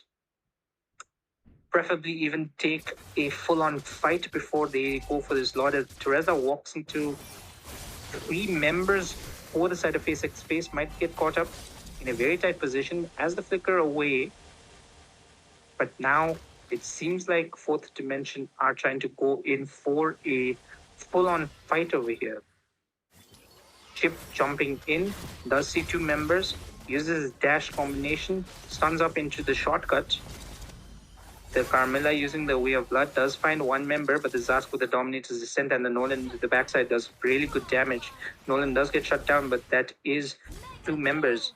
3 members for the side of Face X Space getting chunked away as Brody picks up a mega kill with that torn apart memory. Sadly, they do not. Fourth Dimension do lose their jungler in that skirmish, so they may not immediately be able to chunk this down. But with the Zask and a Brody, that's quite a bit of damage when it comes to objective-wise gameplay. So they might just be able to secure this Lord. 11-minute Lord going to the side of Fourth Dimension as the rest of 4DM now try to put a pressure on. The Sicilian's damage is starting to stack. We can see the Carmilla walking in aggressively. Walks straight in front of the Brody, takes his first kill straight to the face and just walks away. And that's interesting to see. Now the Julian is able to finally get both of his buffs in one good row. That is all preparations for this Lord, as the rest of 4th DM will try their best to end it right here and now. The chip already in position. Carmilla may have spotted that out over there. Look at her positioning. She is popping up that Lotus Star as the Nolan gets caught up by the Ruby. Good stuns coming in, but the damage from the Sicilian is enough. Now the Julian gets the Brody. Will it be enough to secure him? The Carmilla coming in from the backside is not enough, as an Unstoppable is picked up by the Brody. We are seeing that the Carmilla is caught in a very bad spot. The Curse of Blood does connect onto 3 members, but the Nolan tries to get the Sicilian in the backside. Is not enough to do that, as the Claude is able to walk away from there as well, but the Zask is able to pick up that double kill. That's 3 members down for the side of Face X Face, as Zask might be in a tight spot. Both the Zask and the Chip are in bad positions. Chip does fall there. The Zask is still alive, but that might just be 2 inhibitors already secured, as Fourth Dimension come knocking onto the walls of Face X Face. For how long will you stay under your turrets, under the banner of your base? You have to come out once here. And it seems like there's quite a bit of damage coming onto the Teresa. Blazing Duet already committed, so is the Vampiric Spirit. Now the Brody does have quite a bit of damage. He's able to flicker out over there with the torn apart fade away. Will it be enough to do quite a bit of damage over here? The Ruby is able to catch the Brody, but the Brody with good positioning is able to escape from that fight as Zask comes back in to help his teammate out. The Dominator's Descent doing quite a bit of damage. Claude is able to kill the Zask in the process, but keeping the gold lane alive for the side of Fourth Dimension really has given that advantage. Now the gold lead has diminished by just a bit. It has gone to 9k. But it seems like Face X Face they are starting to come back. The damage is starting to grow up. Now, fourth dimension, they have to be very careful not to be linked up by the curse of blood from the Carmilla, as that could be very detrimental in team fights, especially when there is that Chip. The Chip loves bringing the rest of his team along with him, so the Carmilla can freely get a good five-man ultimate that could turn the tides of the entire match. Now, the Nolan in the top side is walking up solo, gets taken very low by the Blazing Duet from the God, but is able to walk away from that as the as the Lord does get started up from the side of fourth dimension. The rest of 4D are there. The Curse of Blood does catch on to 3 members, and the first one to fall might be the Brody, who comes straight out of the turret into the hands of the Sicilian. Now the Julian is in position, but it is too late as the Lord is taken away by the Nolan. Now Nolan is not able to get any more coverage as the Chip is the first to fall in that fight. The Teresla walking up to the minions, trying to get that little bit of zone as he does catch the Sicilian in the penalty zone. Pretty low as the Teresla is still trying to do a 3v1. Gets the Sicilian in the process. Will he get more over there? He might not. The Julian is also low. This could be pretty good. A flicker coming in is not enough to secure the kill onto the Julian. It was slightly away from the minion wave.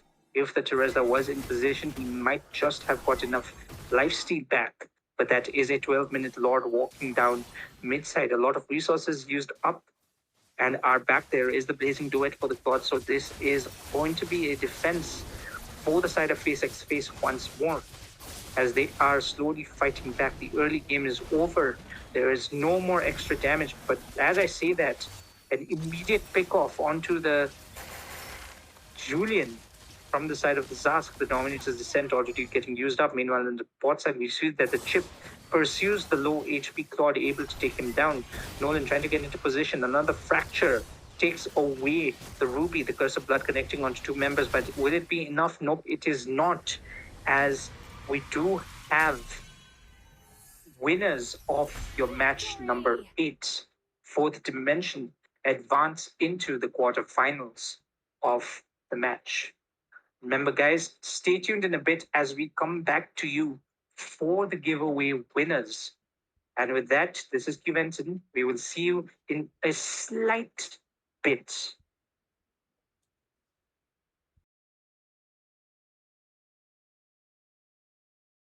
This marks the end of Obscura Showdown Season 2.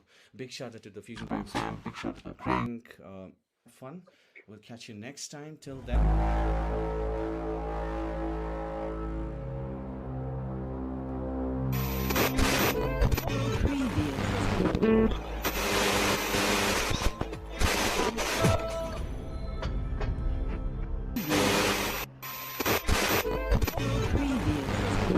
Welcome everyone to Obscura Showdown Season 3. The stage is set, the teams are ready, and the battle for supremacy begins now.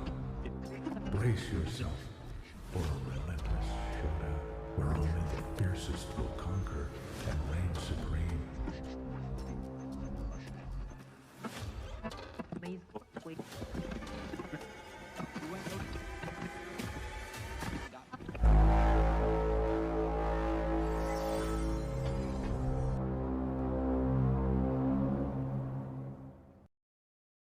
This marks the end of Obscura Showdown Season 2. Big shout out to the Fusion Prime fam. Big shout out to Crank. Fun. We'll catch you next time. Till then.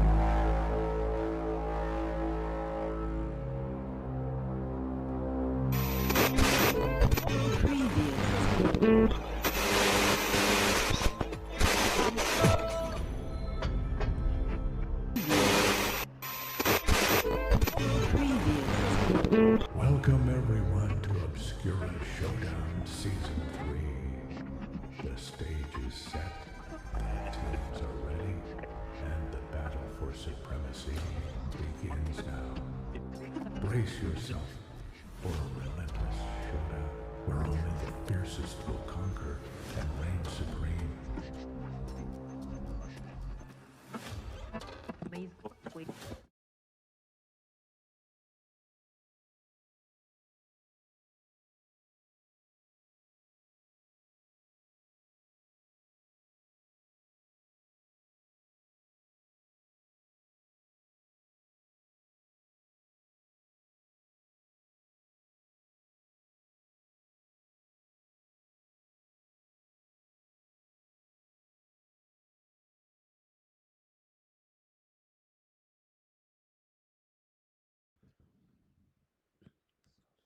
Hello, hello, guys. Welcome back to the Obscura Showdown Season 3 after party, you could say, as we are entering the final giveaways that was promised in the first match.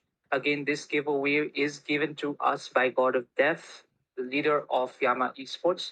And this is a weekly pass given away to whoever guessed the MVP winners of the matches, the best of three between the first match, Yama and Yama's Esports. Now, the initial winner for this giveaway is Custom Plays. So I do invite Custom Plays to do type in chat. Are you there in chat, Custom? I hope he is. I'm looking carefully. Let's see if he does respond. He, she, they, them. We do not discriminate here. Custom Plays. Is he in chat? We are waiting for your response for just a bit. All right, with that, I think so. Custom Plays is not in chat right now, but since he is not in chat, the giveaway does go to the hands of Riri. So, are you still there, Riri, or have they left as well? Please do respond in chat. We are waiting.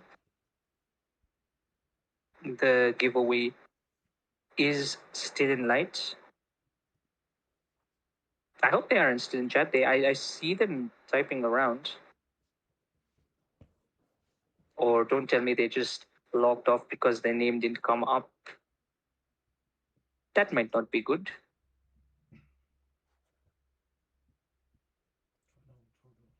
Riri is not responding as well. That is interesting. We are in a predicament here. The two winners of the giveaways was Custom Plays and Riri. So since both of them are not available right now, interesting.